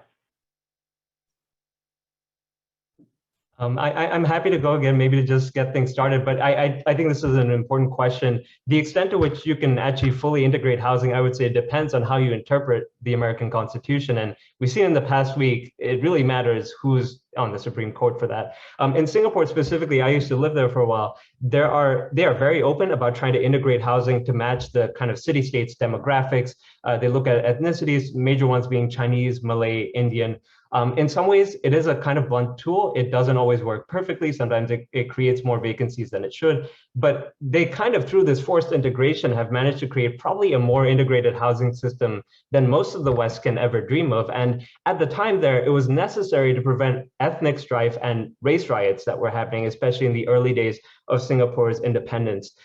As you kind of alluded to, Fernando, the United States kind of views any kind of quota system as unconstitutional, but I think we need to strike back on that idea because if we are really to confront segregation and create truly integrated housing, it is going to take much stronger tools than we have right now.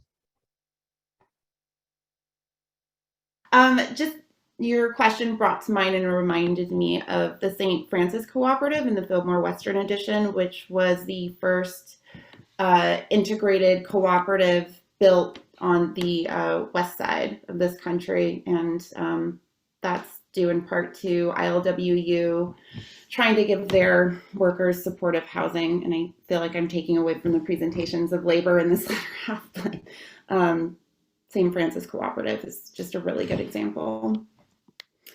Thanks. All right, well, we are way past our time. I know there was a couple of hands of folks who I think wanted to speak, but we do have a number of panelists in the last part of our session. We want to take a quick, maybe make this a 5-minute break, but also maybe share an opportunity to for you all to, I can find where my chat function went to. Let's see, there we go. We set up a Jamboard of responses that folks during our short break. We'll take an 8-minute break, come back at 4:30. But we set up a little Jamboard that folks can go into and set up 3 different sections on there. One around housing justice, one around workers' justice, and one around environmental justice. That's basically 3 frames around through which we can envision social housing, and we can begin to address some of the issues that social housing might be able to solve. So if folks want to do that during their break, but I know that folks also need to take care of their children, to get some food, water, take bio breaks. So we will do a quick pause for about 8 minutes and then come back at 4:30. And thank you to our amazing panelists, John, Hope, Laksh, and Zach, and see you in a little bit. Thank you so much.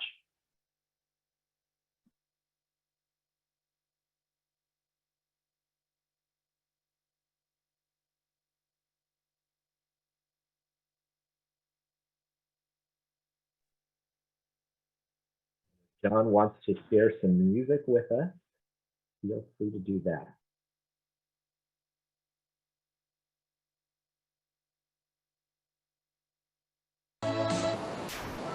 Hi there. John, if you could fade that music out. Thank you so much. Really appreciate it. Welcome back, everybody. We are now turning to our 3rd session, and Alex Landsberg is moderating, and I'm going to suggest that he take it away. Thank you very much, everybody. If someone could just take care of the spotlighting logistics, I'd really appreciate it. Thank you, everybody, for joining us. Thank you for sticking around through this really, really long session. We've heard a lot from everybody, and certainly given us a whole lot to think about. And you know, we've got a little bit left to go, and I'm really glad to see you all stick around. A quick introduction of myself. I'm a research and advocacy director for the electrical construction industry here in San Francisco. I'm a longtime Bayview Hunters Point resident and longtime activist around housing, labor, environmental justice issues.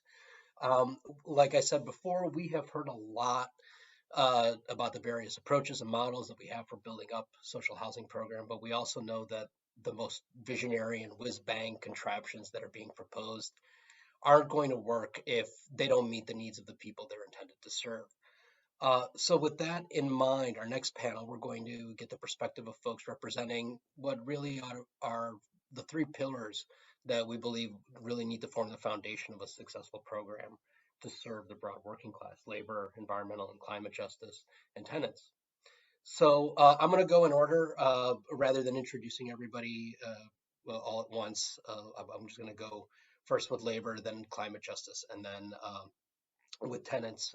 So without further ado, organized labor, I think, as John showed, was at the forefront of making public housing happen nearly 100 years ago. And social housing organizers today understand that labor is going to play a central role in making it happen today. We have 2 labor leaders with us today who represent constituencies that look at this question of a new social housing program from really two radically different perspectives. One, the first is Rudy Gonzalez. He's the Secretary Treasurer of the San Francisco Building and Construction Trades Council. The trades represent 32 affiliate unions and their members, thousands of men and women in the public and private sectors who build and maintain our city's urban life support systems, its housing, its infrastructure, and its commercial structures. Cynthia Gomez is an organizer and business representative with Unite Here Local 2 and represents thousands of lower income hotel and hospitality workers in San Francisco and since their recent merger, I guess, in San Mateo County as well. Rudy and Cynthia, the pandemic has turned both of your respective sectors upside down, and many people are looking at robust municipal social housing program as a means to address the needs of your members in a variety of different ways. Can both of you guys discuss how social housing program can work for your members and potential members, and how you guys see this struggle unfolding in the coming years? I'm going to ask Rudy to go first because he says he has to take a kid to a doctor's appointment in a minute or in a little bit. So Rudy, take it away. Thanks.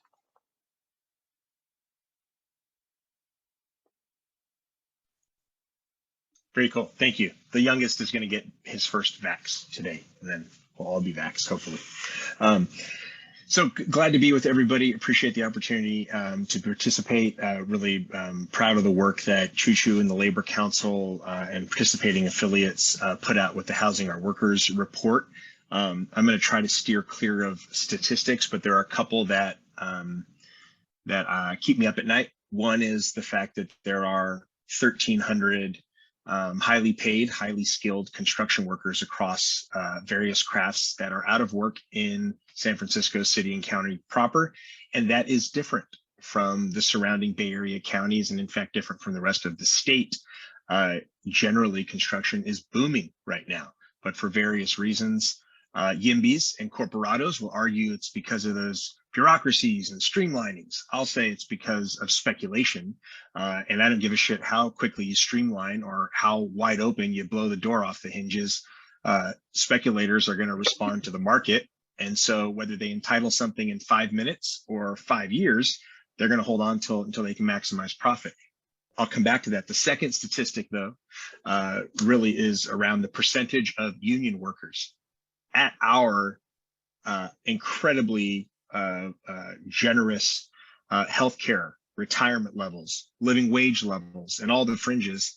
Only 7% of our folks that were surveyed in that jobs or the Housing Our Workers report could even afford to live in San Francisco. So that included in that study, like my sibling Adrienne Sims and her members in the firefighters, it included public health workers and nurses. It also included predominantly women and people of color and immigrants in the ranks of Cynthia's union in Local 2, in the hospitality sector, and on, and public educators, for example. So we are at a breaking point.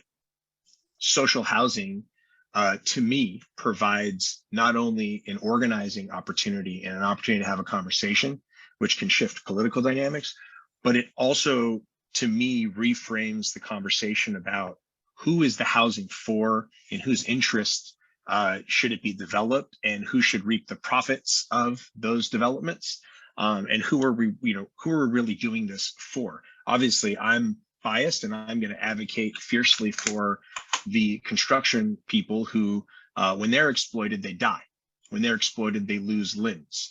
And in the best of scenarios, they're cheated out of wages, which is an issue that runs rampant through our sector. We have reached a breaking point, and that breaking point is rearing itself in a lot of public conversations and debates. There's an Assembly bill, AB 2011, authored by Wicks, and it is an attempt to force some change. And so we're all going to focus, maybe even hyper-focus, on the streamlining process, on the soft cost, if you're a developer, to your entitlement and to your overall build. We're not going to talk about what's in the public good. And that's a problem that I think our sister raised around why are we talking about AMIs and numbers and means testing in the first place? Why aren't we talking about this in a way that reframes a conversation about what it is we want? The thing as a labor leader that rings most true is that we've become the economic engine Local 2 strikes, a lot of our members defer wages. We have become the primary economic engine for the health insurance industry. And as we struggle to figure out how to make healthcare just a human right, we can't fix that problem fast enough. Housing has become as important, both to our healthcare, to our climate, to all of our needs. And it's more than an affordability question. I was listening to Montgomery County and I was texting you, Alex, like, fuck, $50 million? We could get that in a line item in the existing general fund. You don't even have to do the dance and politics of a set aside or a new revenue measure. We have the capability and the resources in San Francisco right now. And we, I believe, could create the conditions where we don't need political will. We'll make political demands and force some of those things. So I see social housing as the Medicare for all, I think, as Fernando may have framed it.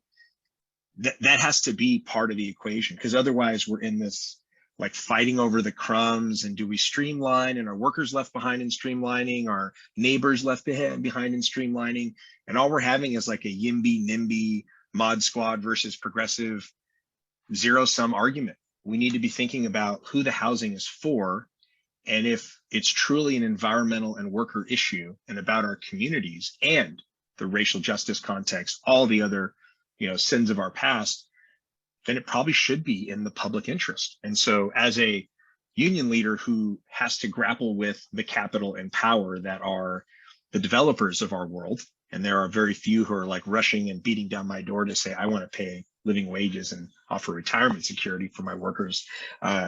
We have to grapple with that power. But I also think we have to think about, like, we're already on the inside of the political operation. I recognize too many names on this Zoom, whether or not we're friends or we've worked together on something. Like, we're like borderline establishment at this point. We should be able to unite and figure out a way to, even if we can't agree on what just transition actually looks like in the definition. Someday our kids, if Britannica even exists then, will look it up and they'll read how we screwed it up, or hopefully they'll be breathing cleaner air and water, and they'll see how we fixed it somehow. But like this one, we should be able to do. We can stand for something. And even if we take the very narrow vision of like street conditions and how that affects the economy, convenience, kind of, Nato Green's one of my favorite labor comedians. It's like, oh my God, it's inconvenient to have to see the exploitation in front of me, just put it somewhere else. But I also, even to my friends in the nonprofit housing sector, like, I love you, but I think you guys should keep doing what you're doing. I think it's time for the public to reimagine what social housing is. And again, back to my biases, there are 33,000 city workers in San Francisco. Next to UCSF, it's the largest public employer. There's a direct connection to public services, to public safety, to disaster preparedness. We're in a city that's burned to the ground before. I would feel better if we had more firefighters, more educators, more people who Sam Gompers would have reminded us could actually live in their community and take that 8 hours of leisure to maybe become more civically involved and be in their parks and be with their families and vote. So I think it's necessary at this point. And I just hope that through this coalition work, for the sake of my members and all of their communities, we can find a way to grow the pie and to have the public sector. That will not be easy, because the public sector is political by design. And we're not exactly in a city that's known for its fierce stance on anti-corruption and transparency, right? We have an infrastructure problem in the city as it relates to just delivering the basics, the public health basics, the transit basics, and those things. So I think we'll have to have some detailed conversations about what does oversight look like, and how do we actually enforce that, and how do we radicalize participation of the many in that process. I don't have the answer, but I think social housing is going to be like, that's the last chance we're going to have to make sure a public school teacher, a housekeeper, a janitor, a firefighter, any of these critical and essential workers can actually be there for us in our communities. Thank you. No pressure, Alex. I just think it's one of the last opportunities we're going to have. We better grab it. Thank you, Rudy. Cynthia, your turn. We have to unmute you. There we go. I had to get official sanction to get unmuted. So thank you, everyone. And good afternoon, heading into early evening. So as Alex mentioned, I'm Cynthia Gomez. I'm with Unite Here Local 2. We're the Hospitality Workers Union. I'm actually a research analyst. I don't get to do much work representing members. And we represent members in two, I guess, several sections of the Bay Area now post our merger. We've represented San Mateo County since the early 2000s. We represent San Francisco and also in the East Bay. So I'll start by saying that the concept of social housing is really exciting. And a lot of the particular ideas, the nuts and bolts ideas have been really exciting. And what I wanted to talk about is the need, which is already known, but I wanted to get into some of the specifics of the need and kind of the moment we're in. So our members, we have at our peak, it will be 15,000. That's between the two merged locals when everyone was working. That's what we had. That's been severely impacted by the pandemic. And as late as the mid 2000s, around 60% of Local 2's members actually worked in San Francisco, despite the high housing costs. And that figure began dropping steadily and dropped below 50% for the first time since 2015 and has now continued to drop. And anecdotally, we have members who work at San Francisco Airport and live in Sacramento. That's the commute they're doing. We have members who live in American Canyon, Los Baños, Watsonville. And the impact on this is environmentally disastrous. It impacts our members' home lives, their communities, their own health. It is absolutely awful for everyone involved, no surprise. And the other context that I wanted to bring in, or another context, is that our members are dealing with an industry that's introducing changes that I would describe as introducing a permanent state of instability and uncertainty. So our members have fought again and again. We all remember the 2018 strike for our jobs to be good jobs that have a living wage, that have healthcare, that have decent working conditions. Since our members are overwhelmingly women, people of color, very heavily immigrant union. And so we fight very hard for decent working conditions and a dignified retirement. But what the industry was already doing before COVID, they have seized upon COVID to capitalize, to literally capitalize, make capital off of cuts in services that initially they got away with because of COVID. So slashing housekeeping. There are estimates that as many as, if the industry gets away with what it is attempting to do in terms of slashing housekeeping and other services, 40% of housekeeping jobs across the country could be on the chopping block. And they are not getting replaced by other good union jobs. So those are some of the stakes in this permanent instability, permanent insecurity. And so this once stable job is now becoming precarious and unstable. And I wanted to make a brief mention that I know this forum is about housing, but don't let the industry convince you that when you're skipping housekeeping, you're helping the housekeepers, because you're not, you are helping their bottom line. But I'll move on. So those are some of the context that we're operating in. And so I wanted to mention a little bit of this statistics from the Housing Our Workers report, which was this tremendously ambitious effort from Jobs with Justice, Choo-Choo, and the San Francisco Labor Council. Our members were some of those surveyed. One of our members, Larry Lou Caramba, a housekeeper, was actually on the cover of the report and shared her particular story. And the authors of that report found that our members can afford a median rent of $1,220 a month on housing, which is just a bloody joke in a city where the average rent, I just looked it up, according to Zumper, is $4,500 for a 2-bedroom apartment. So it's absolutely ridiculous. The report also found that close to 60% of our members were what they call rent burdened. By that meaning paying more than 50% or more of their monthly income on housing. It's completely unsustainable. And those numbers, by the way, were pre-COVID numbers, and things have only got worse. So we've got some serious unmet needs. There were a mention of difficulty with BMR programs, which, we could talk a lot more about that, but in particular, our members are often in this really infuriating limbo. They fight for good wages, which then put them into a bracket where they make too much to qualify for some BMR, for some income slot programs, but they still don't make anywhere near enough to survive in the city. And so they still can't afford to stay in the city where they work. And another problem of the many with BMR programs for ownership is that, as was mentioned in the chat earlier, homeowners association fees are mandatory, and they can range up to $900 a month. So all of a sudden, an affordable piece of housing becomes drastically unaffordable. That personally happened to me. I got very excited about a condo that I would have been in a position to buy until I added the HOA fees, and there was absolutely no way that I would have been able to afford that.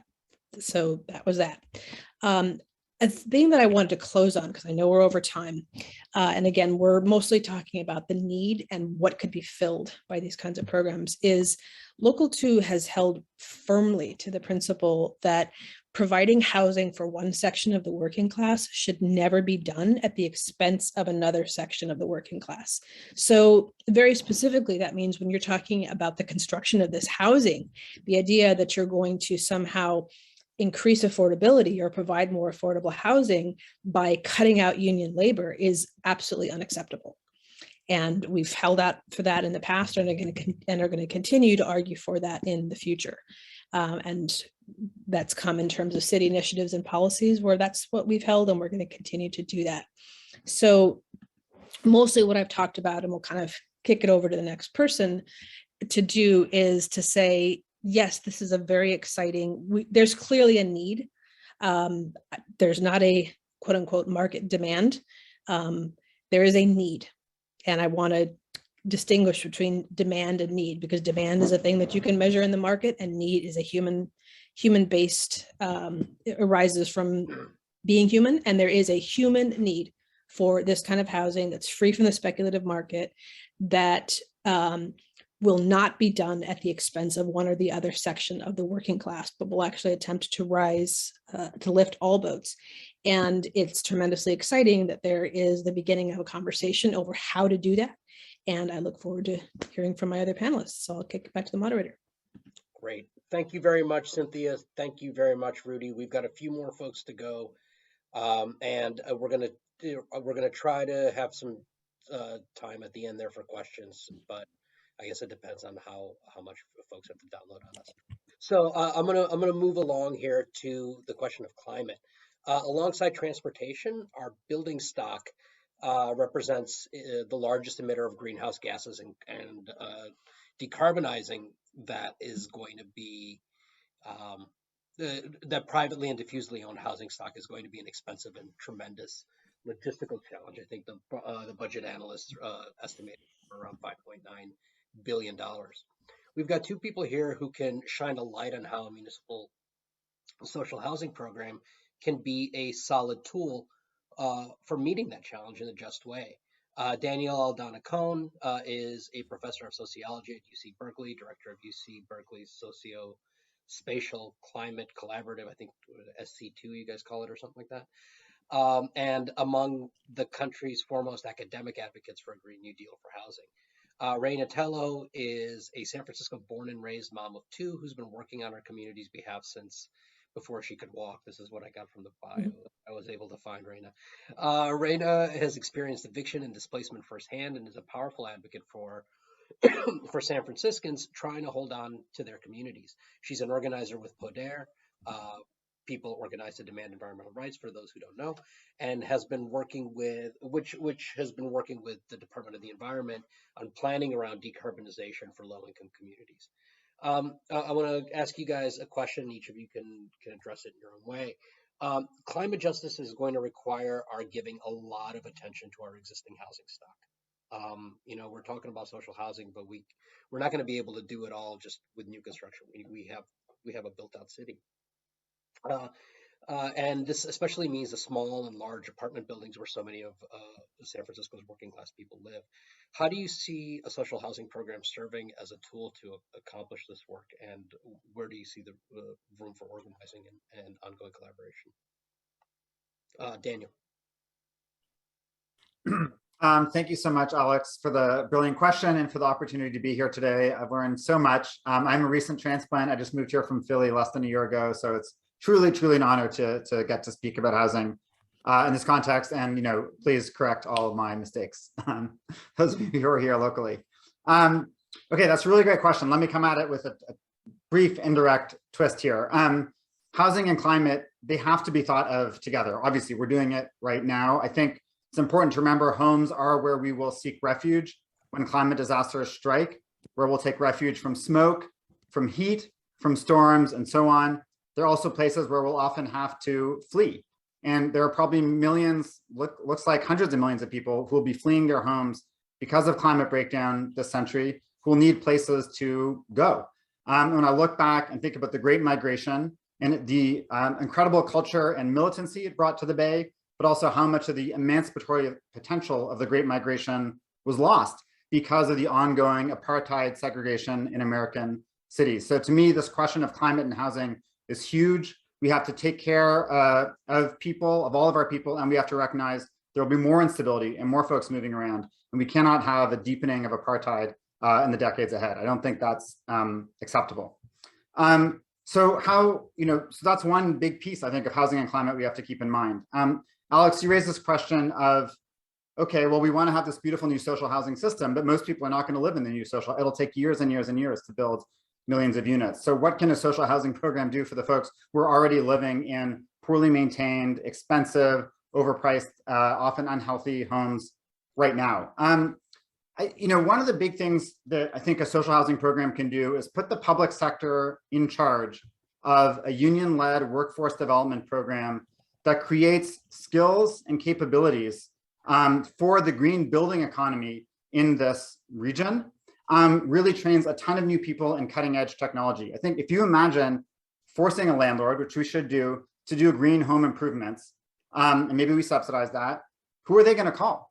We have a problem, like you call a contractor, like, oh, we're doing this new heat pump water system, and contractors don't even necessarily know how to do that. So one of the big benefits that doesn't get enough attention, I think, of a green social housing program is it's like industrial policy. It's a public investment in training workers and actually helping small businesses, creating an entire ecology where people have the skills and the capabilities to clean up homes, to install cutting edge technology. Let me mention one other piece of this, which is appliances. I'm obsessed with this issue. I think every person deserves not only a great home, but modern cutting edge appliances that are not going to pollute their homes, like crappy gas stoves or other kind of broken, non-functioning HVAC, which we see in so much of the low-income housing stock. In New York City, public housing, NYCHA, worked with a public utility called NYPA. I know you don't have that with PG&E yet, but public housing partnered with a public utility, and they created a contest to see which company will build the first energy efficient fridges that actually fit inside an apartment.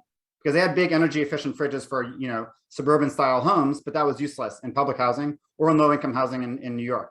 They came up anyways, an American company won this contest. All the old fridges were taken out and recycled in a union plant in Syracuse, New York.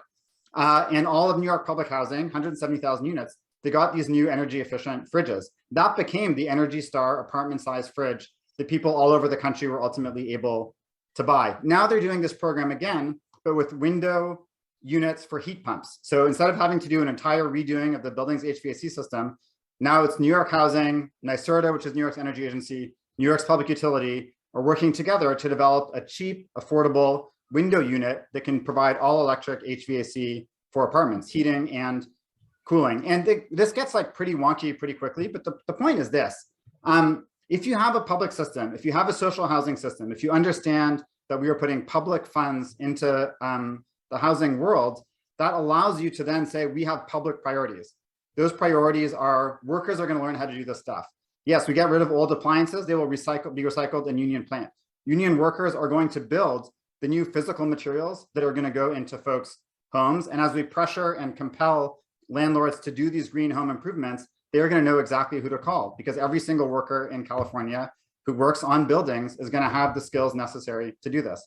And it's not just housing that's going to be retrofitted. We're going to be retrofitting schools, government buildings, libraries, community centers, office buildings, you name it.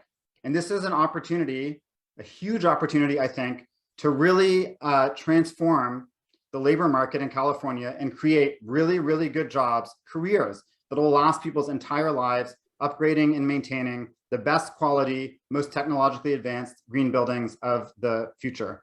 And again, I don't want to leave this to the chaos of the market. I want to have a public housing system in place. The last thing I'm going to say is this. I think the social housing model is not just the model of one building and where we talk about what percent of AMI, et cetera, et cetera. People have talked about that. I think social housing is a system that we want for the city. We want to get to a place where if you are a working class, poor person in San Francisco, you know that you can find a home insulated from the insanity of the housing market. That's why we also support rent control. That's why we would support utility debt forgiveness. That's why we support social housing. There's going to be a lot of community land trust. There should be a lot of different options for folks to live in a home insulated from the insanity and the savagery and the insecurity of the market, and to know that that home is clean, healthy, modern, and that workers in San Francisco are playing a key role, putting their skills to work, crafting the most beautiful homes, whether that's new construction, whether that's rebuilding the homes that we already have. So I think that's the vision. And I really appreciate this, Alex, because again, I think it helps us get to a conversation that's not just about what is the magical new thing we're going to build. We will, but how is that project also going to help all the folks who aren't going to get into those new buildings, but their buildings should be improved, refurbished, upgraded by workers who have the best skills and are earning good family sustaining wages that will carry them through their entire lives. Okay, thank you very much. Thank you very much, Dan. That was great, and it's a perfect setup for Raina because, like I said, Poder has been working. It was, I think, before the pandemic that it started working with the Department of the Environment on decarbonization. And let me throw it to you. Where do you see? How do you see the social housing program addressing the challenges and the challenges facing low-income tenants as we're trying to decarbonize? Well, first I wanted to thank you for having me at this super informative gathering. There's just been a wealth of knowledge coming before I got a chance to speak, and I learned a lot. So I just wanted to start off by saying that. And I also wanted to say that, climate crisis is a very important issue that we face in environmental justice. It is one part of the movement, and it's connected to so many other environmental fights. Kind of like Rudy was saying earlier, everything is interconnected, right? And Poder is an environmental justice organization that builds leadership of low income and often immigrant communities members here in San Francisco. And we do that on the principle that we speak for ourselves. We know what the solutions are in our community. With environmental racism and health issues in our communities, how do we uplift the community voices? How do we bring youth into the conversation?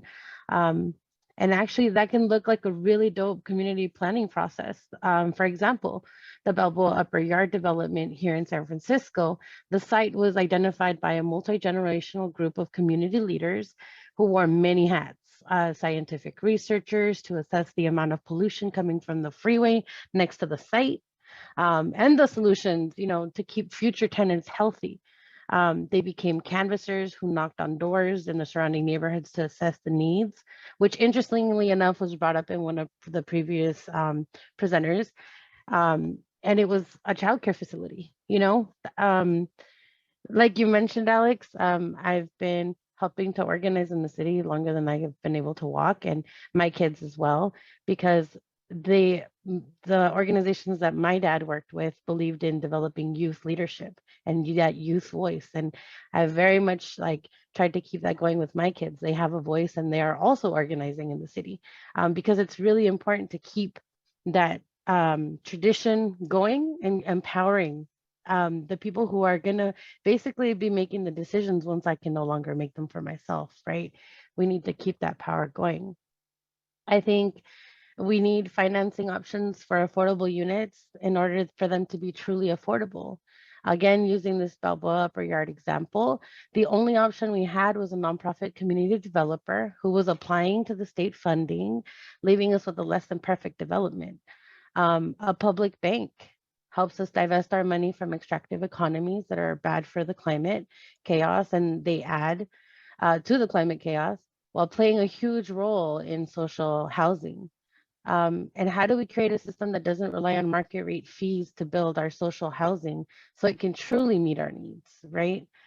And that's a demand that the Race and Equity and All Planning Coalition has been uplifting, decentering market rate strategies that would free us from relying on market rate buildings that remain empty while pushing out more of our communities of color. And they're doing that by joining forces with communities all over the city to push for alternatives. And I think that's what I can contribute to this conversation. Thank you. Thank you.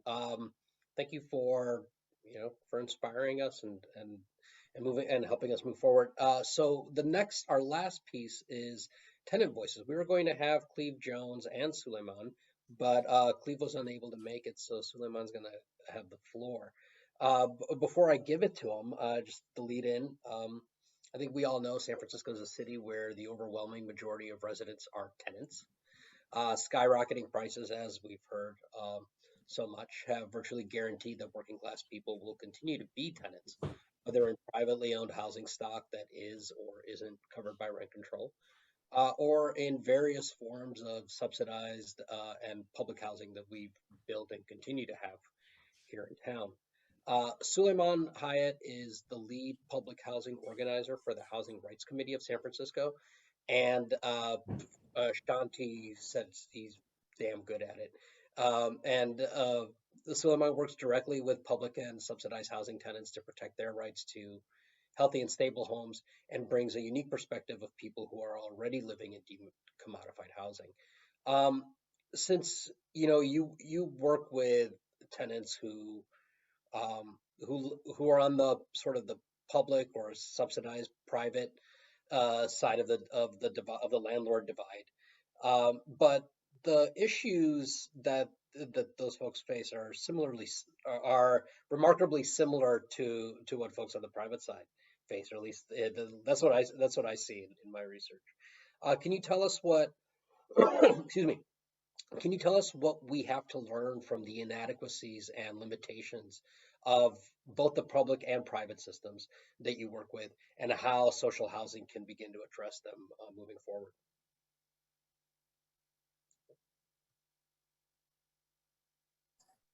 Okay, cool. There we go.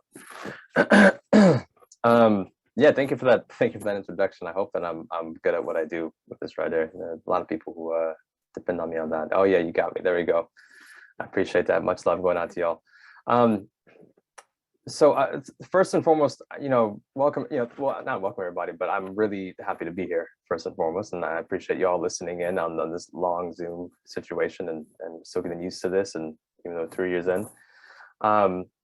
So I will try to be as enthusiastic and humorous and captivating as possible to hopefully shake us out of whatever Zoom slumber we're in, if we're in that. I like to start off by saying, we need to start from what point of relativity or starting point, what paradigm are we using?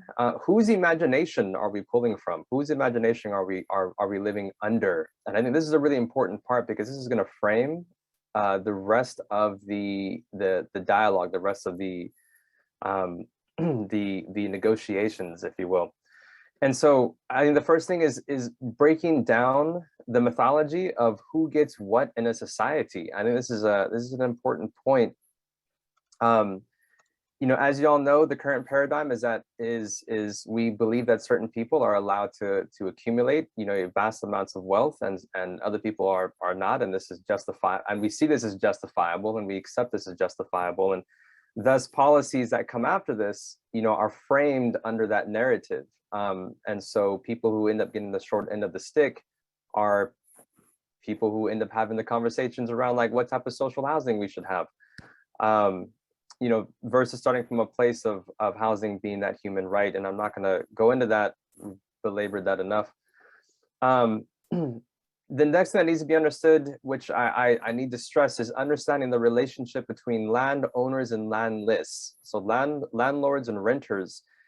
Very similar to the employer relationship. This relationship is a relationship where there's a inherent principle or foundation of violence, meaning that in the relationship there is coercion, there is intimidation, and there's manipulation.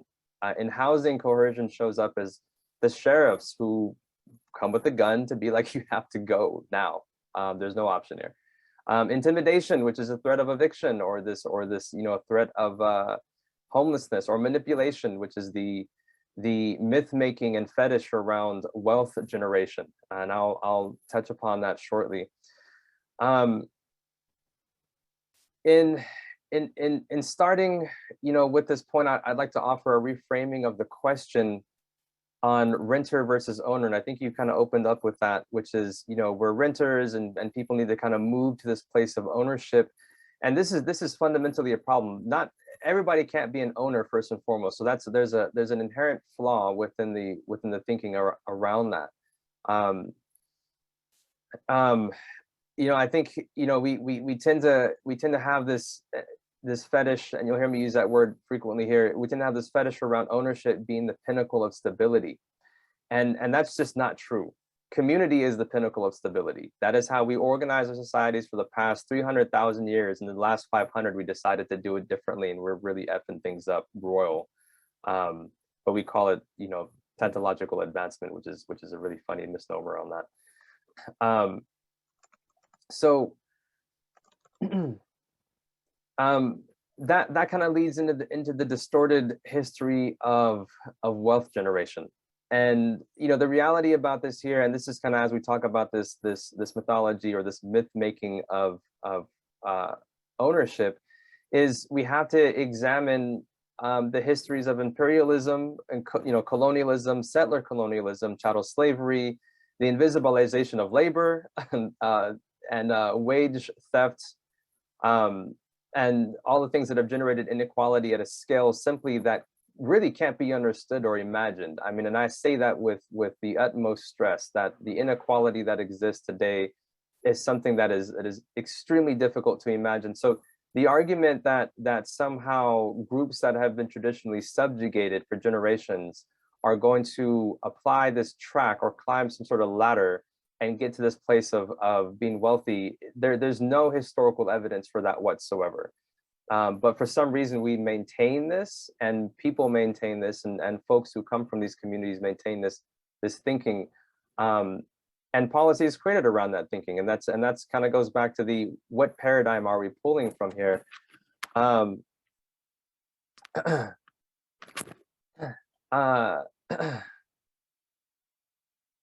So in our reality, the attempt to generate wealth is really a bait and switch. It's a scam. It's a Ponzi scheme. It's a hustle that is a continuation of other hustles. I think somebody in the chat named it earlier in terms of the Fillmore or in Oakland, in which Black communities attempted to build wealth and then had the rug pulled out from underneath them. And this showed up in 2008, where in the Black community, the thing was buy Black and buy houses. And that was the thing to do. Today it's cryptocurrency, and yes, I'm critiquing that. It needs to be critiqued, deeply. But there, it's fairy dust, basically. It's like we're all going to make it as the Black community if we participate in capitalism. And no, that's not true. There's no historical evidence for that. Like I said, it's simply a hustle on a continuation or a long history of hustles. Social housing, and then kind of moving into the social housing, public housing part. And I'm speeding through this because I want to stay on time.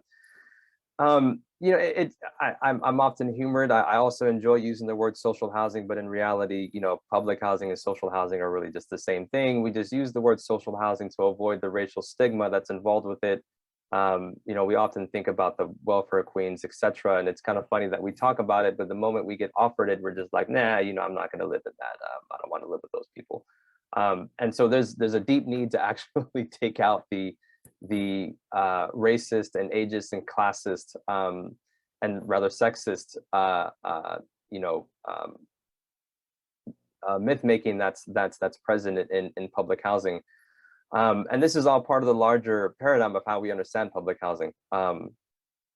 the difference in social housing is really simply in variations of resource distribution and decision making. Other than that, it's there's no difference. It's just different terminology, different branding. So I want to be it's one to get that clear and out the way. Moving towards the benefits, and this is the last point I have right here. Moving towards the benefit of public housing. The reality is, I think when you look at what happened in the pandemic, within my organization, we saw a massive spike in phone calls for people in private, market housing. What am I going to do? I need to break my lease. I'm losing I'm behind in rent. The landlord's trying to evict me. And what was funny was every week we would have this meeting where like, oh my God, is everything melting down in public housing? And every week it was, no, it's not. Why is it not? Well, because everybody's rent changed. And people were like, it's the same old, same old. There was no threat. It was insulated from the pandemic threat. And I think that's something that has to be said, especially with the growing number of, the growing inequality in terms of wealth and income. I think there's something to be said around that as well. And the very last thing I'll say on this is, it's really going to be in how we organize people to demand public housing, building actual power with tenants. And this is something that I do, and I think it's something that really needs to be focused on. I think the LA Tenants Union said it really well, which is we don't have a housing crisis. We actually have a tenants' rights crisis. We have housing. We just don't have the power of tenants to actually wield or demand what they need to actually change their material conditions. And so in ending, the big question here is really an organizing question, not necessarily a housing type question.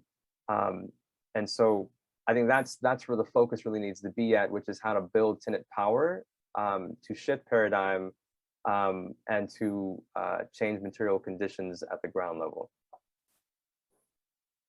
Right. Thank you. It's 5:14 or 5:15. I think we are running a little bit behind. I'm not sure. I've been kind of trying to keep a monitor of the chat and seeing if there's anything in here that might pop up as a question for you all. But one, maybe what I should do, and sort of in the interest of keeping things moving, is kick it back to Rachel, who's gonna give us our next speaker. We've got Dean Preston and Shanti Singh to close us out towards the end. So let me throw it out to you, Rachel, so we can stay on time and get everybody to the mothership to actually talk in person. That sounds like a plan. I want to thank everybody in this session for this really great discussion, and I wish we could continue it longer. And so hopefully some of you will come to the bar. That would be great if you could. Let's see, we are moving on, and I believe Dean Preston is here, who I believe is here to join us to issue what I believe has been pitched as a call to action. And so once he is found, there he is. Great. I'm going to pass it over to you, Supervisor Preston, and thanks for being here with us. Thank you. Thanks, everyone. This has been amazing. So I just want to thank you all for putting this together, and appreciate all the organizing work that went into this discussion, and really appreciate all the tenants and workers and everyone organizing for housing as a human right in San Francisco and beyond. I think we've seen, as reflected in the panelists, a real growth of a pretty powerful coalition in San Francisco, particularly between housing advocates, tenant rights folks, and labor. And so it's been pretty amazing to see that. And just really want to second the comment earlier around something where a dynamic that we see a lot, where folks try to pit labor against affordable housing advocates at the state level and locally. And I think we all need to be standing strong in opposition to that and in unity. And just want to add my voice to the statements earlier that anything we're building, any kind of social housing we are building in San Francisco, needs to be with union labor. That should be non-negotiable. I also just want to really center, and I know it's been talked about, but I want to center the tenants and all the tenant organizing in San Francisco, rent control is under constant threat here. Public housing's under constant threat. Speakers have talked to that with a dwindling number of units. A lot of the existing protections are actually expiring. And so without really intense preservation work, and strong rent control, I think we all need to be real about not just the housing instability and how that impacts people's day-to-day life, but just at the base in this city that fights for everything that we have been talking about for hours will not be here. The people will not be here to fight for these things if we do not have the strongest possible rent control and preservation of existing protections for people in San Francisco. I think we all know that, and I really appreciate a lot of the comments that have already been made around earlier panels just on the failure of the market to deliver for the poor and for working class, and we know that's not going to change without some of the radical changes to housing policies and priorities we've been talking about. I do want to recognize there have been some big steps forward. I think this panel and discussion this afternoon is one of them. I think that the recent Housing Our Workers report, I just want to acknowledge an incredible amount of work that went into that. Really important in framing a lot of these issues. In San Francisco, the passage of Prop I and Prop K, which have been discussed, and Prop I, we were outspent 20-1 by the real estate industry, right? And it won by double digits. So there is, and as has been noted, Prop K was an actual mandate. 75% of people in San Francisco saying yes to public housing in San Francisco. So that's 3/4 of the city. So it really is a mandate and a huge step forward. So those were in 2020.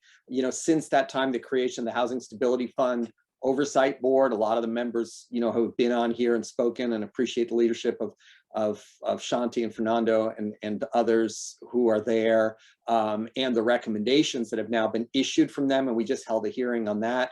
So that's going to hopefully impact budget advocacy. And we also had a big win at the Board of Supervisors with $64 million to finally have the first real funding for acquisitions and land trusts, something that's been funded, at best $1 million here, $1 million there, and we now actually have a pool of funds to move forward more aggressively on acquiring buildings for land trusts. So incredible amount to do, but I just want to really recognize some of the steps that have been taken. Also, we've talked about the strategies, like how do we get there? No question that it's got to be both acquisitions and construction, right? We are not going to, the acquisitions are key, especially for short-term progress. And then the construction is key in terms of expanding the pool of buildings. Prop I should help us a lot on acquisitions, as should the vacancy tax. And hopefully all you are working on or fired up for the vacancy tax.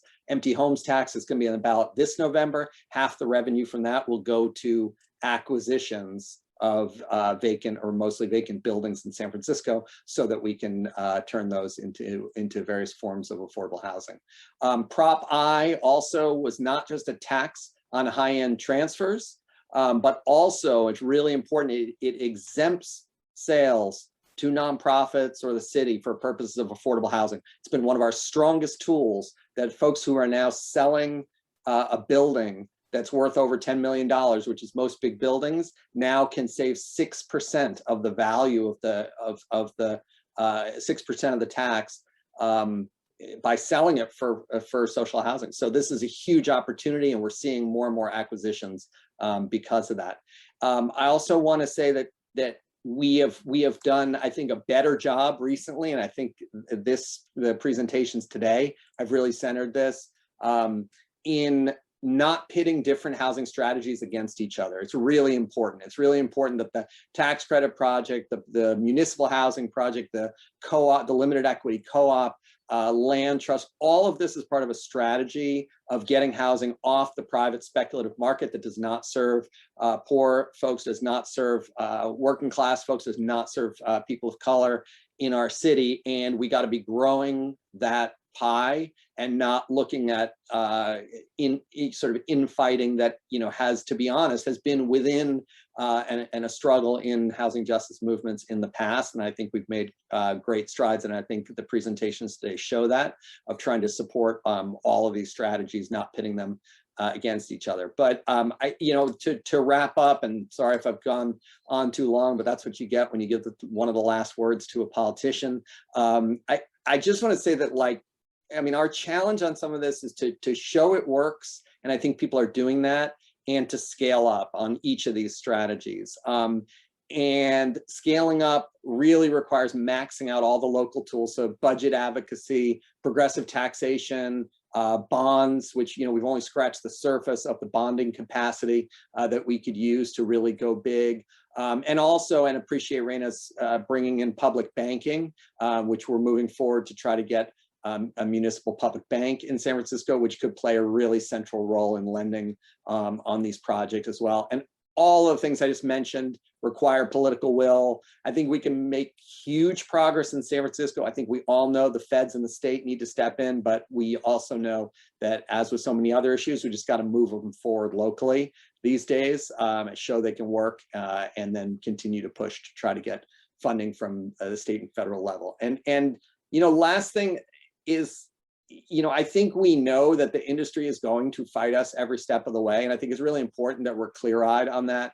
I don't have the sort of kumbaya approach to this, that we're just going to join hands with the very folks who created the housing crisis, affordability crisis, and who profit off of it every day. So while I appreciate there are folks out there that maybe have more faith in sort of involving the sort of for-profit private sector in all these endeavors, my experience is that they fight us every step of the way, because they know that the more we succeed on this front and the more people who are housed in social housing, the fewer people who are getting ripped off and driven into bankruptcy and so forth to earn more and more profits for the real estate industry that created this mess. So at the end of the day, that's what we're up against. I think you all know that, and I will look forward to what the recommendations are, the Housing Stability Oversight Board, and of all of you, and I know this is like a culture clash in City Hall. They always think you have a secret plan. You know, I don't have a secret plan of what social housing looks like. Social housing looks to me like whatever you all tell me social housing looks like, and let's go do it. And I will fight for the funds and get my colleagues on board to try to deliver. So thank you, appreciate all of you, and appreciate the time. Thank you so much. Thank you so much, Supervisor Preston, for that very extremely practical set of just, you brought together so much of what has been happening, what people can do. And that is how I should have framed your remarks initially, as kind of a set of paths forward. And so really appreciate you bringing that to the table. And we are going to turn to close out the day to Shanti Singh. And Shanti Singh is going to have the last word. And Shanti. I really didn't expect how heavy having the last word would be, given all these amazing panelists and speakers and everybody. Also, I mostly got scooped by Dean and Laksh and Simone in the chat, because what I was going to make mention of, using the facilitator's prerogative, was that yes, there is an ongoing budget fight for the Housing Stability Fund Oversight Board's recommendations. So there is that petition in the chat. It's been posted a bunch of times. I'll post it one more time. There we go. So that's just an immediate get people to sign, fun action to end with. But more importantly, you know, really want to thank, and I'm very grateful for Rachel, for Alex, for Fernando, for Laksh, for everybody who like put this space together. I'm forgetting names right now, but this took a lot of work. But the reason that we wanted to do this, and it brings me back to what, you know, something that Rudy was saying, which is that like we kind of are the people, all of the people who are in this forum today, we are the people who have all of the different pieces that we need to all put together to actually make this happen in San Francisco.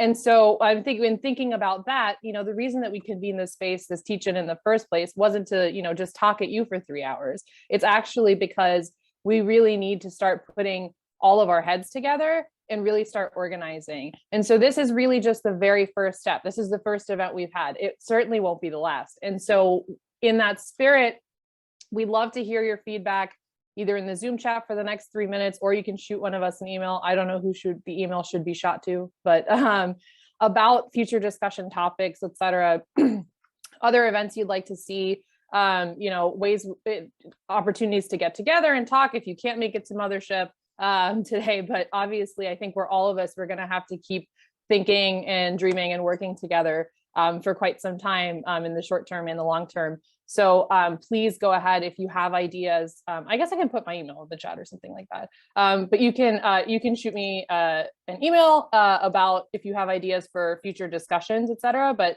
rest assured that this will not be the last time that we are all convening in the space together. I guess the last thing I'll say, the Housing Stability Fund Oversight Board, we meet every month. Our next meeting is June 1st to discuss the mayor's proposed budget. So if you're nerdy about that stuff, please join us. And then finally, if you can, Mothership is where formerly Virgil's used to be. RIP Virgil's. I love that place, but this place seems really cool.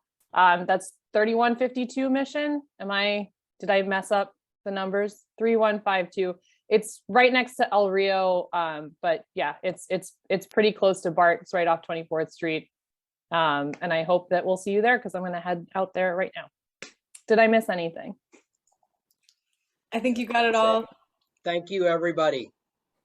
All right. Thank you, everybody. Yes. Thank you so much. Bye. Take care.